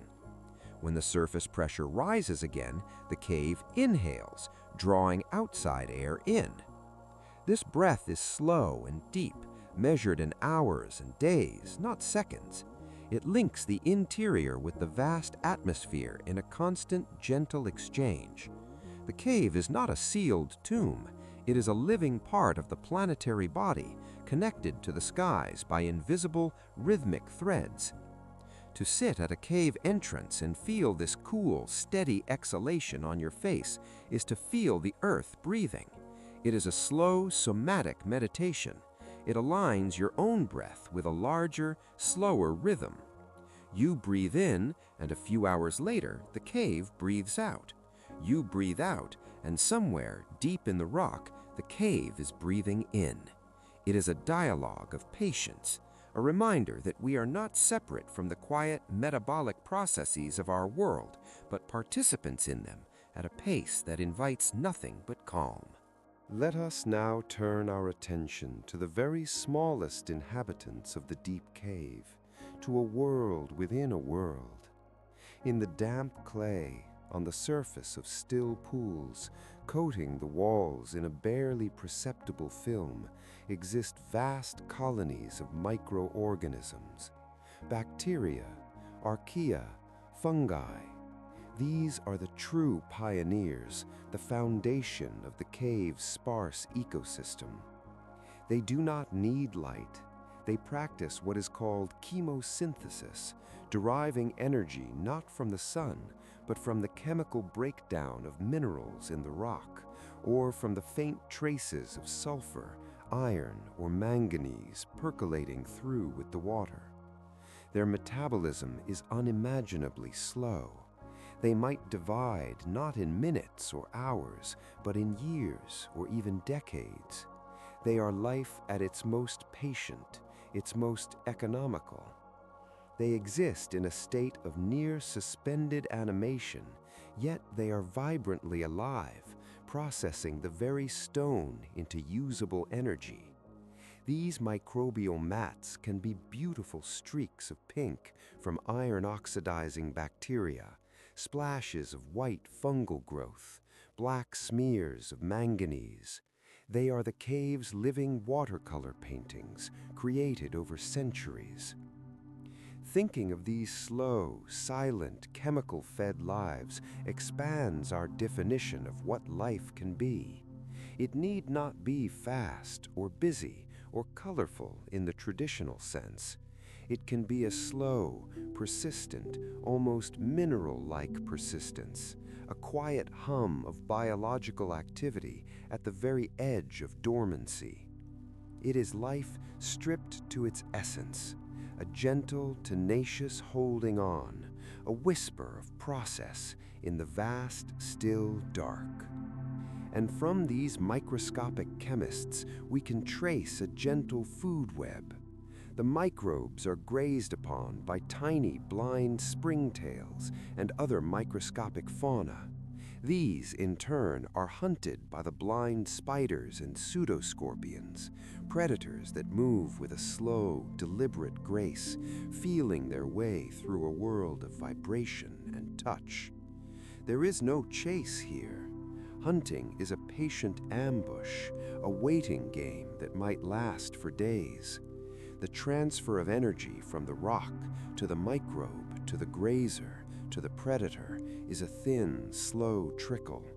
It is an economy of scarcity that has bred an ethos of profound patience. There is no waste, no frantic consumption. Every calorie is precious, and every movement is calculated to conserve energy. This entire ecosystem operates in slow motion, a ballet of survival where the dancers move with such lethargic grace that the performance seems to be a still image until you observe it across the span of seasons. It is a mirror to our own state as we drift toward sleep, our metabolism slowing, our movement ceasing, our body entering a state of conservation where every resource is directed inward toward maintenance and repair in a quiet, efficient economy of rest. Now consider the cave's most dramatic yet silent events: collapse. Even in the seeming permanence of stone, change occurs. A block of ceiling, weakened by millennia of dissolution along a hidden crack, suddenly lets go. In the deep cave, this event is both massive and muffled. There is a deep, grinding rumble, felt through the feet more than heard by the ears, as thousands of tons of rock separate and fall. Dust, ancient and dry, billows in a slow-motion cloud, filling passages with a palpable fog that may take days, weeks, or even years to fully settle. And then a new chamber is revealed where the fallen rock once was, or a passage is sealed, creating a new dead end. The fallen block itself, now lying on the floor, will begin a new existence. Water will start to seep over its fresh surfaces, depositing new coatings of flowstone. It will become part of the cave's floor, a new foundation. This collapse is not a violence in the context of geological time. It is a rearrangement, a sigh of relief from a stressed part of the ceiling.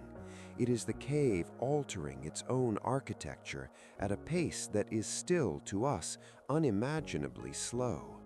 The event itself is brief, but its consequences will unfold over the next 100,000 years. It is a reminder that even in the most stable-seeming environments, there is a dynamic equilibrium, a gentle settling and shifting that maintains the overall peace. It teaches acceptance of large, quiet changes, the understanding that sometimes structures must fall to make space for new, slow growth. Let us end this part of our journey with the concept of stillness itself, not just the absence of sound or movement, but stillness as an active, positive force. In the cave, stillness is the default state.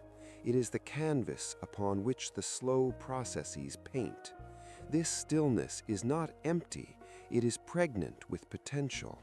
It holds the humidity in the air, the minerals in the water, the latent energy in the microbial mats.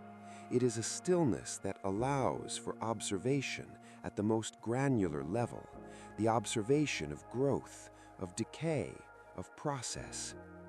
In our surface lives, stillness is often something we must fight to achieve, a break in the noise. In the cave, stillness is the noise. It is the constant.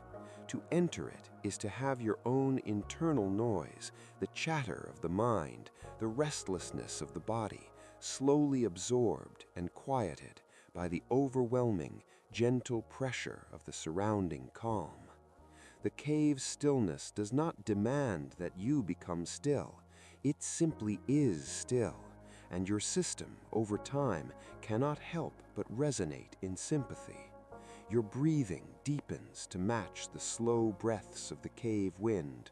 Your heart rate slows to a rhythm more in tune with the drip of water. Your thoughts settle like the silt in a still pool. This is the gift of the subterranean world. It offers not just an image of peace, but a physical environment that actively instills peace through its immutable, gentle, and all-encompassing stillness. It is a stillness you can borrow, can imagine wrapping yourself like a blanket of cool, dark air as you drift deeper into your own inner cavern of rest. Now let your mind wander to the very edges of the cave, to the places where it meets the world above, the entrance. This is a zone of blending, of gentle transition. It is neither fully sunlit nor fully dark. Here, ferns may unfurl in the constant cool humidity. Mosses coat the rocks in velvety green. Spiders spin webs to catch insects drawn to the cave's exhalation of cooler air.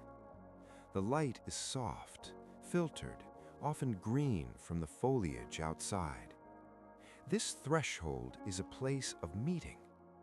The circadian rhythms of the surface world, the daily pulse of light and dark, the cycle of seasons still hold sway here, but they are softened, dampened by the cave's influence. The temperature is more constant than outside, the humidity higher. It is a liminal space, a natural porch between two worlds. To sit in a cave entrance is to experience the best of both, the view of the living, breathing forest or valley, and the feel of the cave's cool, steady breath on your back. It is a space for contemplation, for watching the world without being fully in its weather. It teaches the value of thresholds, of places of observation that are not fully engaged in the fray. It is a model for a peaceful mind, a mind that can observe the thoughts and feelings of the day from a slight cool distance, from a perspective of sheltered calm. From this transitional space, we can delve into a special kind of cave resource, moon milk. This is a soft, white, paste-like substance that coats some cave walls. It is a precipitate of microscopic crystals of calcite or other minerals mixed with water, forming a substance with the consistency of wet clay or cottage cheese. To the touch, it is cool, smooth, and malleable. For centuries, it was shrouded in mystery, sometimes thought to have medicinal properties. Scientifically, its formation is still not fully understood, but it is believed to be created by unique microbial activity or by particular chemical conditions that result in this non-crystalline, gel-like form. Moon milk feels alive. It is a soft, yielding substance in a world of hardness. It represents a different path for the minerals, not toward hard geometric crystals, but toward a soft, amorphous, almost nurturing form. It is the cave's gentle white blanket, a reminder that not everything in the deep earth seeks permanence and sharp definition. Some things choose to remain soft, plastic, and quietly mysterious. It is a symbol of gentle, unformed potential, a substance that has not yet decided to become stone, and in that state of indecision holds a unique, peaceful beauty of its own. And speaking of resources, let us think of the cave as a natural reservoir. Deep within the earth, cave systems often host vast, hidden aquifers.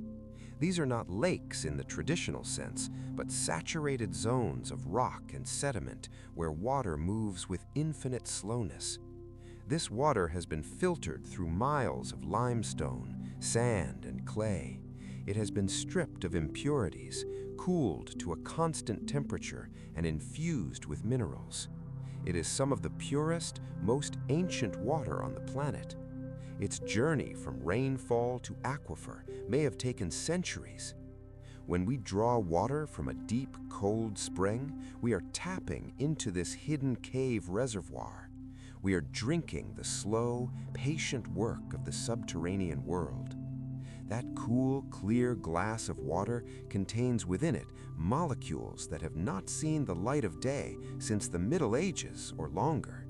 It is a physical connection to the slow, purifying processes of the earth.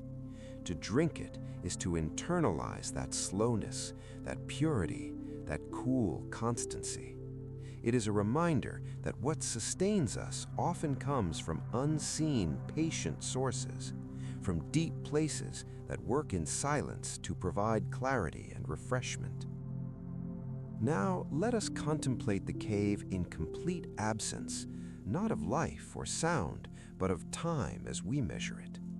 In the deep zones, there are no circadian cues, no dawn, no dusk, no shifting shadows. The body's internal clock, deprived of these signals, begins to drift. In experiments where humans have lived in deep caves for extended periods, their sleep-wake cycles gradually lengthen, settling into a rhythm of about 25-hour days, or sometimes fragmenting into multiple short sleep-wake cycles. This is the body returning to a more free-running, internal rhythm, ungoverned by the sun. It suggests that beneath our entrainment to the 24-hour spin of the planet, there exists a more personal, more fluid sense of time. The cave allows this internal rhythm to emerge.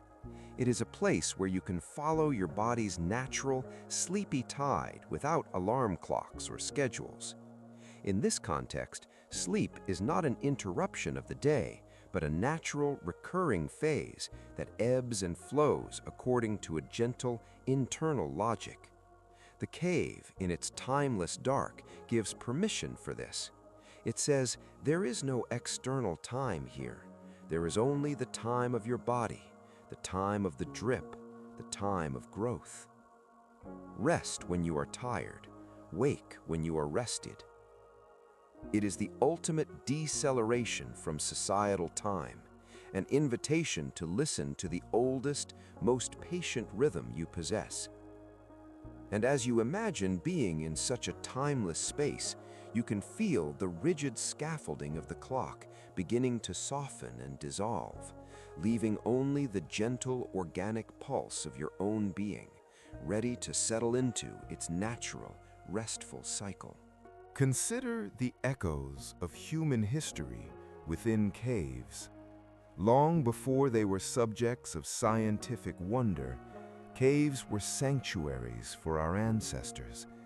They provided shelter from the elements, from predators, from the immense star-filled sky that could feel so overwhelming. In the flickering light of a fire at a cave's mouth, the first stories were likely told.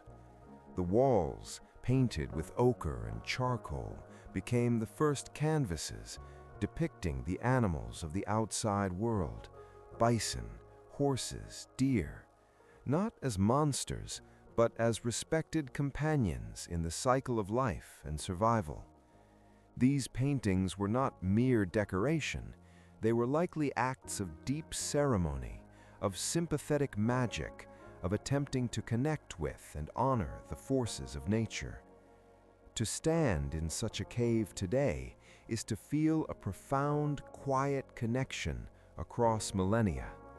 The concerns of those ancient artists, safety, sustenance, community, the mystery of life, are not so different from our own core concerns, though our world is vastly more complex. The cave held them, as it holds us now in our imagination. It was a womb of culture, a place where the human mind, in its early awakening, sought to make meaning in the comforting, enclosed dark. This historical layer adds a soft human warmth to the geological cold. It reminds us that the search for peace, for understanding, for a place to rest and create, is an ancient, enduring thread in the human story, and caves have been a constant, silent witness to that search. From these galleries of ancient art, we can turn to a more subtle human interaction, the act of mapping. To map a cave is an exercise in humility and patience. It is to make a line drawing of silence. Cartographers move slowly with instruments that measure distance and angle, translating the three-dimensional labyrinth onto two-dimensional paper. It is a quiet, methodical process. Each passage is named, often with gentle, whimsical names: the Hall of the Mountain King, Serenity Passage, the River Styx. These names are a poetry of exploration, a way for humans to leave a soft verbal imprint without disturbing the physical space. The resulting map is a thing of beauty, a spiderweb of lines, cross-sections, and annotations that reveals the hidden anatomy of the Earth. But the map is not the territory. It cannot convey the coolness of the air, the texture of the moon milk, the sound of a distant drip. It is a shadow, a ghostly echo of the real, peaceful complexity. And that is its own kind of comfort. It says that this vast, hidden world can be partially understood, respectfully documented, but never fully captured. There will always be more silence, more darkness, more passages unseen. The map is an act of love, not of conquest. It is a gentle hand tracing the contours of a sleeping giant, careful not to wake it. Now, let us imagine a cave that has never been visited, a cave with no entrance, or one so well hidden it has remained untouched since its formation. In this cave, the stillness is absolute in a way we can scarcely comprehend. The air has never been stirred by a living breath, other than perhaps a blind, translucent creature's. The pools have never reflected anything but stone. The dust on the floor is undisturbed. This cave exists in a state of pristine, sleeping potential. It is a world complete unto itself, with no reference to or need for the world above. Its crystals have grown, its drips have fallen, its passages have formed, all in perfect, unobserved solitude. There is a profound philosophical peace in this thought. It upends our human-centric view. It posits a beauty, a complexity, a serene existence that does not require a witness to validate it. It simply is. The universe is full of such unseen, uncelebrated wonders. This cave's entire history is a private meditation of stone and water. It teaches a lesson in humility and the inherent value of things that exist beyond our perception. It allows us to release the need to be observers, to be documenters, and to simply appreciate the idea that perfect, peaceful processes are unfolding in the dark, whether anyone is there to see them or not.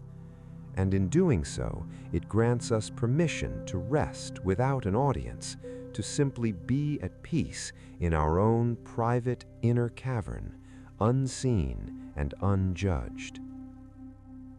Finally, as we near the end of our long, gentle descent, let us synthesize these ideas into a single, soothing image.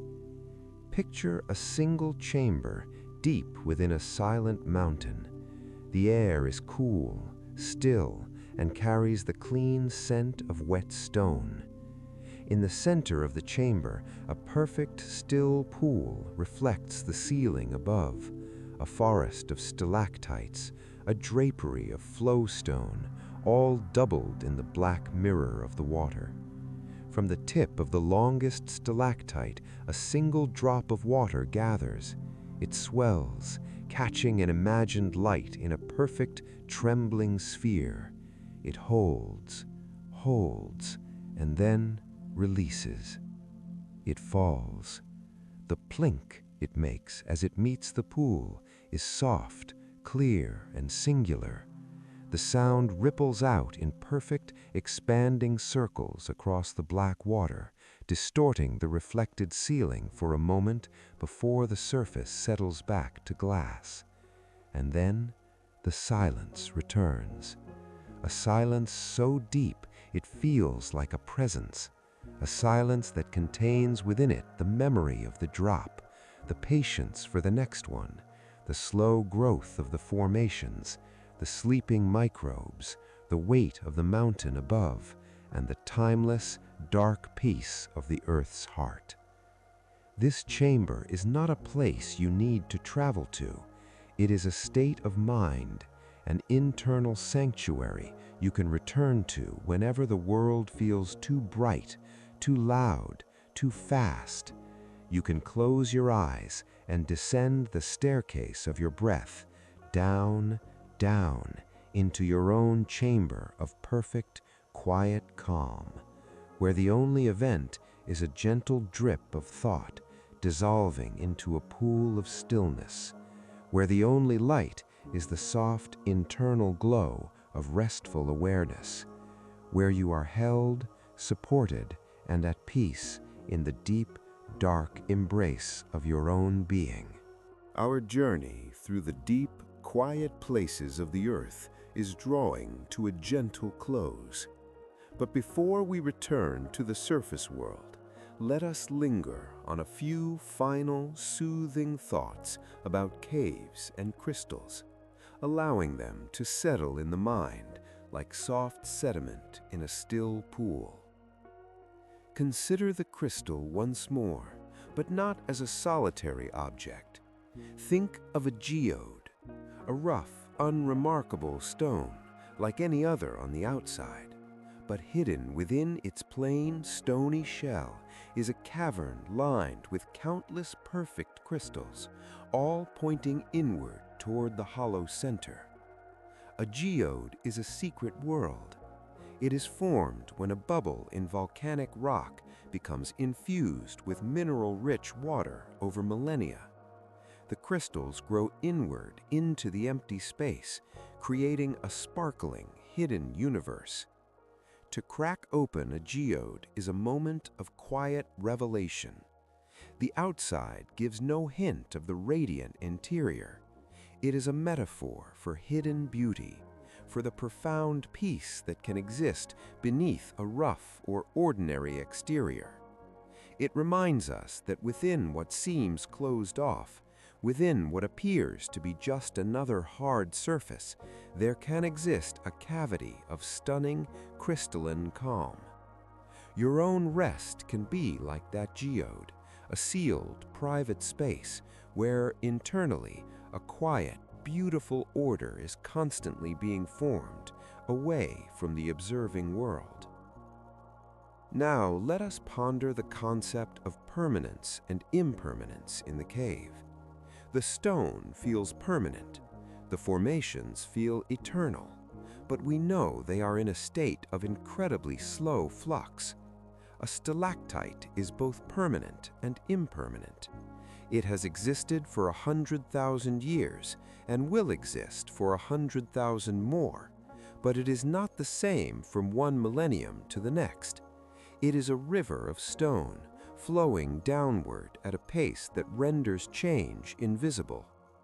This reconciles two seemingly opposite ideas. The cave offers the feeling of eternal stability, while simultaneously engaging in endless, gentle transformation. It teaches that peace is not stagnation. It is a dynamic equilibrium, a constant, slow adjustment that maintains an overall state of calm. Your own sense of self, your peace of mind, can be similar. It feels like a stable core, a permanent sanctuary within you, yet it is also constantly being subtly reshaped by the slow drip of experience, by the gentle erosion of old worries, by the quiet deposition of new understanding. It is both a refuge and a living, slowly growing thing. And what of the light we bring into the cave? The light of a lamp, a headlamp, a candle. This light is a guest. It is a temporary visitor. It does not belong to the cave's native state. And yet, for a short while, it reveals the cave's beauty to us. It creates shadows that give depth, highlights that reveal texture, reflections that double the world. But when the light is extinguished, the cave does not mourn its absence. It returns seamlessly to its original condition of darkness. The light was a brief collaboration between the human and the mineral, a temporary partnership to create a moment of shared beauty. Then the human guest leaves, and the cave continues its long, dark meditation, unperturbed. This is a gentle model for our interaction with the natural world, to visit quietly, to appreciate deeply, to leave no trace, and to allow the eternal processes to continue as if we were never there. It is an interaction based on respect, on transient wonder, and on a peaceful parting. As we prepare to ascend from these depths, carry with you the sensory memories, the cool, still air on your skin, the soft, damp smell of ancient stone, the velvety, absolute black behind your closed eyelids, the distant, irregular plink of water meeting water, the feeling of being held, embraced by the gentle, firm pressure of the deep earth. These are not just descriptions of a place, but a recipe for a state of being, a prescription for deep calm. You have journeyed far in mind and spirit into the most relaxing facts about caves and crystals. You have visited chambers of immense silence and galleries of slow-growing light. You have learned of life that exists in patient darkness and of water that writes its history in stone. Each fact, each image is a stepping stone on a path leading downward, inward, toward a core of tranquility. So now, as this narration begins to fade, allow that inner chamber to become your reality. Feel yourself there, in that perfect, personal cavern of rest. Your breathing is the soft cave wind. Your heartbeat is the gentle, distant drip. The weight of your blankets is the comforting pressure of the deep earth. There is nothing you need to do, nothing you need to remember. The cave keeps its own records. The crystals grow at their own pace. The water travels its hidden paths. Let the images soften. Let them blur and blend into a gentle, dark haze. Allow your breathing to deepen, to slow, to match the long, slow breath of the sleeping world below. Let your body feel heavy, supported, cradled by the stillness of earth. You are safe. You are held. You are at rest in the deep, quiet heart of things. Thank you for joining me on this dream state discovery. If you found peace in this journey, I invite you to subscribe for more voyages into soothing, fact-based realms. But for now, there is only rest. Let the darkness behind your eyes become the peaceful, welcoming dark of the deepest cave. Let go of the last thread of thought and drift into the quiet, the silence, the soft, eternal embrace of sleep. Sleep well, and good night. Our journey has taken us deep into the Earth's patient heart, but the world of caves and crystals offers still more corridors of gentle wonder. Let us venture down a few final passages, moving even more slowly now, as if our thoughts themselves are settling into the soft, fine silt of the cave floor. Imagine a cave not of rock or ice, but of salt. In arid regions where ancient seas have evaporated, leaving behind vast deposits of halite, entire caves can be carved by rare, dissolving rains. These are caves of a different sensory quality. The air inside may feel even drier. The walls, if you were to touch them, would taste of the ancient ocean on your fingertips. Salt crystals form in crusts and cubes, glinting in a lamp's beam. These caves are ephemeral in a different way. They are susceptible to their own dissolution, changing shape more rapidly than their limestone cousins. Yet within them there is a profound stillness born of the desert above, a silence that is sharp and clean, like the taste of salt itself. They are a reminder that even in the driest of places, in the residue of vanished oceans, hidden hollows of quiet can be found, preserving a memory of water in a crystalline, thirst-quenching form. Now, consider the very slowest clock in the cave, the clock of tectonic plates. The cave you are picturing does not exist in a fixed location on the globe. It rides, imperceptibly, on the back of a tectonic plate, moving at the speed your fingernails grow. Over millions of years, the cave may travel hundreds of miles, may be buried deeper by mountain building, or may be lifted upward, exposed to erosion. Its destiny is tied to the slow, colossal dance of continents. This timescale is so vast, it defies anxiety. Whatever concerns we hold are but a flicker in the span it takes for a cave to move from one latitude to another. This geologic patience puts our human hurry into a calming, humbling perspective. The cave is a passenger on a slow-moving ship of stone sailing through deep time, and we, within our brief lives, are but momentary visitors in one of its quiet cabins. There is comfort in this scale. It assures us that the world has rhythms so slow and steady that our own fleeting worries cannot disturb them. We can rest, knowing that the great solid ground beneath us is engaged in a journey of its own, a journey of such immense slowness that it feels like perfect stillness. Let us return to the idea of water, but in its most gentle form, condensation. In caves with stable, cool temperatures, the moisture in the air may reach its dew point against the colder rock. Tiny, invisible droplets form, coalescing on the ceiling and walls like a soft mineral sweat.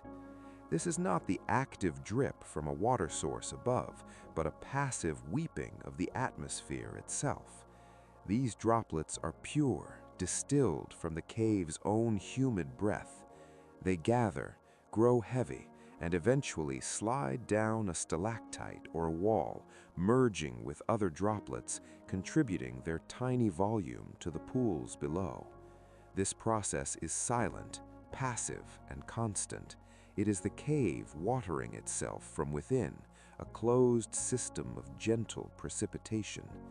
It speaks of self-sufficiency, of a quiet, internal hydrologic cycle that requires nothing from the outside world.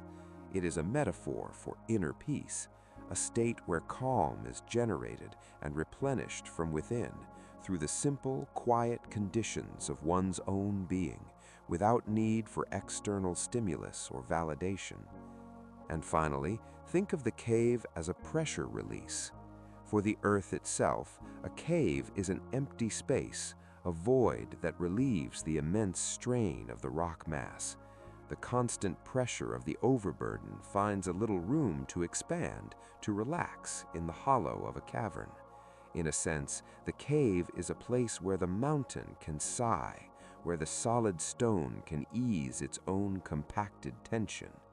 This is a beautiful geological parallel to the function of rest for the mind. Sleep, deep relaxation, is the cave of the consciousness. It is the hollow we create where the pressures of the day, the mental overburden of decisions, perceptions, and interactions can dissipate. It is a necessary void, a space of relief carved out by the subconscious processes of the mind, allowing the strained structures of our thoughts to settle, to find a new, more stable equilibrium. The cave teaches us that emptiness is not a lack, it is a vital feature. It is what allows the solid material around it to maintain its integrity without fracturing. So too is rest not a negation of wakefulness, but the essential space that allows wakefulness to be sustainable and whole. As these last thoughts drift through the quiet darkness of your mind, let them blend and soften. You have explored the relaxing facts of caves and crystals from every angle, from the microscopic to the planetary, from the chemical to the philosophical. Each fact is a smooth, rounded stone in a stream of tranquility. You can pick any one up, hold its cool, weighty calm in your hand, and feel its soothing energy. Now the journey is complete. You are in your own inner chamber. The door to the outside world is a distant, faint memory. Here, there is only the gentle, rhythmic sound of your own breath, echoing softly in the cathedral of your calm. The pressure of the day has been released into this welcoming emptiness. The slow, steady processes of restoration are underway, as natural and inevitable as the growth of a crystal in the dark. There is nothing more to do, no more passages to explore, no more facts to gently turn over. It is time to let even this narration become part of the background, like the distant memory of a drip of water. Allow your mind to be the still pool, reflecting nothing. Allow your body to be the ancient, resting stone. Allow your spirit to be the quiet, dark space itself, peaceful, complete, and deeply, deeply at rest. Thank you for allowing Dream State Discoveries to be your guide. May the deep, patient peace of the underground world remain with you. If you wish to return to such tranquil realms of wonder, we will be here, waiting in the quiet. But for now, simply let go. Allow the darkness to be a friend, a soft blanket, a welcoming home. Drift down into the deepest, most restful cave of all, the cave of serene, dreamless sleep. Sleep well, and good night. We have reached the final, quiet chamber of our long descent. Here, in this deepest space, words themselves begin to dissolve, like sugar cube castles in a still pool, leaving only the essence of feeling.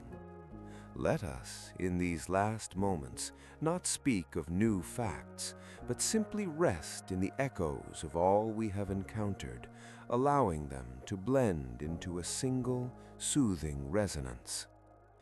Feel the coolness, that constant, gentle cool that has no bite of winter, only the soft, unwavering embrace of a temperature that never changes. It is the climate of deep peace, the thermal signature of a world untouched by the fever of the sun. Let that coolness settle on your skin, not as a chill, but as a soothing balm, lowering the temperature of any lingering worries until they are calm and still. Hear the silence, not a dead silence, but a living, vibrant silence full of potential. It is the silence between heartbeats, between breaths, between the ticks of a clock that has long since stopped measuring anything but eternity. It is a silence so profound it has a texture, a velvety, dense quality that absorbs sound and thought alike, leaving only a pristine auditory calm. Let this silence fill your ears, a gentle pressure that muffles the last echoes of the day. Sense the darkness, not a blackness that threatens, but a darkness that comforts. It is the darkness of closed eyes, of the deepest part of the night, of a safe room where nothing can be demanded of you because nothing can be seen. It is a darkness that allows the internal world to come to the fore, the gentle phosphorescent glow of memory, the soft shapes of dreams beginning to form at the edges of perception. Surrender to this darkness. Let it be the curtain that falls on the stage of the waking mind. Feel the pressure, the gentle, all-encompassing weight of the earth above, not as a burden, but as the ultimate security. It is the weight of a heavy quilt on a cold night. It is the feeling of being held firmly and completely in the palm of a planet that has seen eons pass. This pressure tells you that you are safe, that you are contained, that the chaos of the surface is held at bay by miles of patient, solid stone. Let your muscles relax under this imagined weight, melting into the support beneath you. And within this cool, silent, dark, pressurized embrace, there is growth, slow, unimaginably slow, but undeniable. The stalactite extends by a molecule. The crystal face becomes more perfect. The microbial mat expands by a single cell division. This is the rhythm of restoration. It is not a dramatic rebuilding, but a silent cellular realignment. This is what happens in the cave of sleep. Your body is not idle. It is engaged in this same quiet, meticulous work of repair, of consolidation, of growth. You need not direct it. You need only allow it by surrendering to the conditions that make it possible: stillness, darkness, and time. So now we leave the facts behind. We leave the descriptions of helicities and moon milk, of karst and chemosynthesis. They have done their work, each one a stepping stone leading you down, deeper and deeper, into a state of receptive calm. Now there is only you and the quiet. Your breath is the only breeze in this inner cavern. Your heartbeat is the only drip in this private darkness. You are both the cave and the peaceful visitor within it. The journey is over. The exploration is complete. All that remains is to rest within the discovery. Let your awareness, which has followed these words so gently, now release them.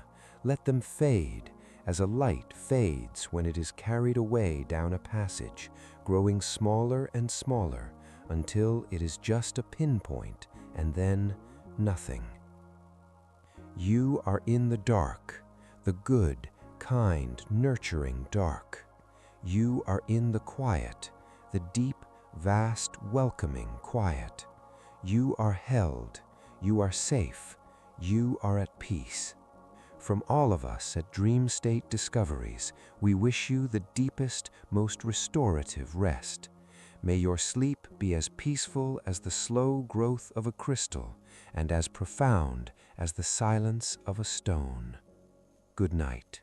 We have wandered long through the subterranean realms, and now we find ourselves in the gentlest of all places, the space just before sleep, where thought softens into feeling, and feeling dissolves into pure, restful being.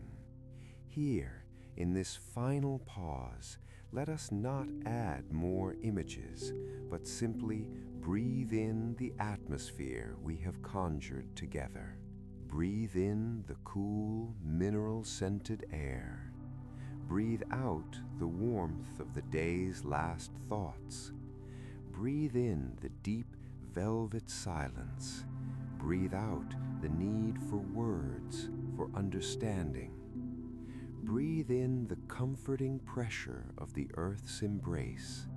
Breathe out any remaining tension, any final flicker of wakefulness. You have journeyed through caverns of immense time, where 1,000 years is but a moment in the slow sigh of stone. You have witnessed life that moves to a rhythm slower than the seasons, in a darkness that is not an end, but a beginning. You have seen water, the most patient of sculptors, carving cathedrals with a whisper and decorating them with the frozen tears of the rock itself. These are not just facts to remember, they are sensations to inhabit. They are a state of mind. So let the cave around you now be the one you have built within. Its walls are made of your own calm. Its ceiling is the dome of your quieted mind. Its floor is the solid foundation of your resting body. In this, your own personal cavern, there is no past to regret, no future to plan for. There is only the eternal, peaceful present of the deep earth, a present that stretches backward and forward into a soft, dark infinity, holding you at its still center. The last concept to release is the concept of a journey itself. There is nowhere to go, nothing to seek. You have arrived. The search for relaxation ends here, in the acknowledgement that you are already deeply relaxed. The search for peace ends in the realization that peace is the fundamental condition of this inner space, just as darkness is the fundamental condition of the cave. Now, even this voice, this gentle guide, must fall silent. It will grow quieter and slower and softer until it is no more than a thought you once had, drifting away into the welcoming dark. You are so deeply relaxed. Your body is heavy, supported, utterly at ease. Your mind is calm, a still pool reflecting nothing but peace. Every breath carries you deeper into tranquility. Every heartbeat echoes the slow, steady pulse of the planet itself. There is nothing to do, nothing to be, only to rest. Let the darkness behind your eyelids become vast and soft and kind. Let the silence in your ears become a soothing, endless hum. Let go of the last thread of awareness and allow yourself to simply be. This is Dream State Discoveries, wishing you a night of profound and peaceful sleep. May your dreams be as serene as a crystal forest and as gentle as the fall of cave snow. Good night. We have come to the very end of the path, where the soft sediment of words meets the still water of perfect quiet. Here, in this ultimate tranquility, there are no more facts to learn, no more chambers to envision. There is only the profound and simple truth of rest. The cave is within you now. It is not a metaphor, but a felt reality. The coolness you feel is the cave's constant climate, settling into your bones. The darkness you see is the cave's native state, a blessed absence of stimulus. The silence you hear is the cave's deepest gift, absorbing every whisper of thought. Feel how the weight of the world above, a world of tasks, of sounds, of lights, is held at bay. It is up there, and you are down here, safe, separate, cradled in an antiquity so deep that the very concept of hurry has never existed. Here, time is not a river rushing forward, but a pool, deep and placid and still. You are floating in that pool, suspended in the gentle, mineral-rich waters of timelessness. Your breathing is the only movement, in and out, a soft, slow tide in your personal underground sea. With every exhale, you release a little more of the surface world. With every inhale, you draw in the cool, peaceful essence of the deep earth. Let your body merge with the stillness.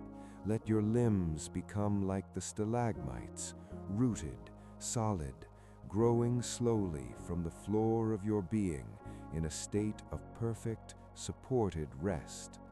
Let your spine become like the central pillar in a great cavern, a column of calm, connecting the grounding earth to the spacious darkness above.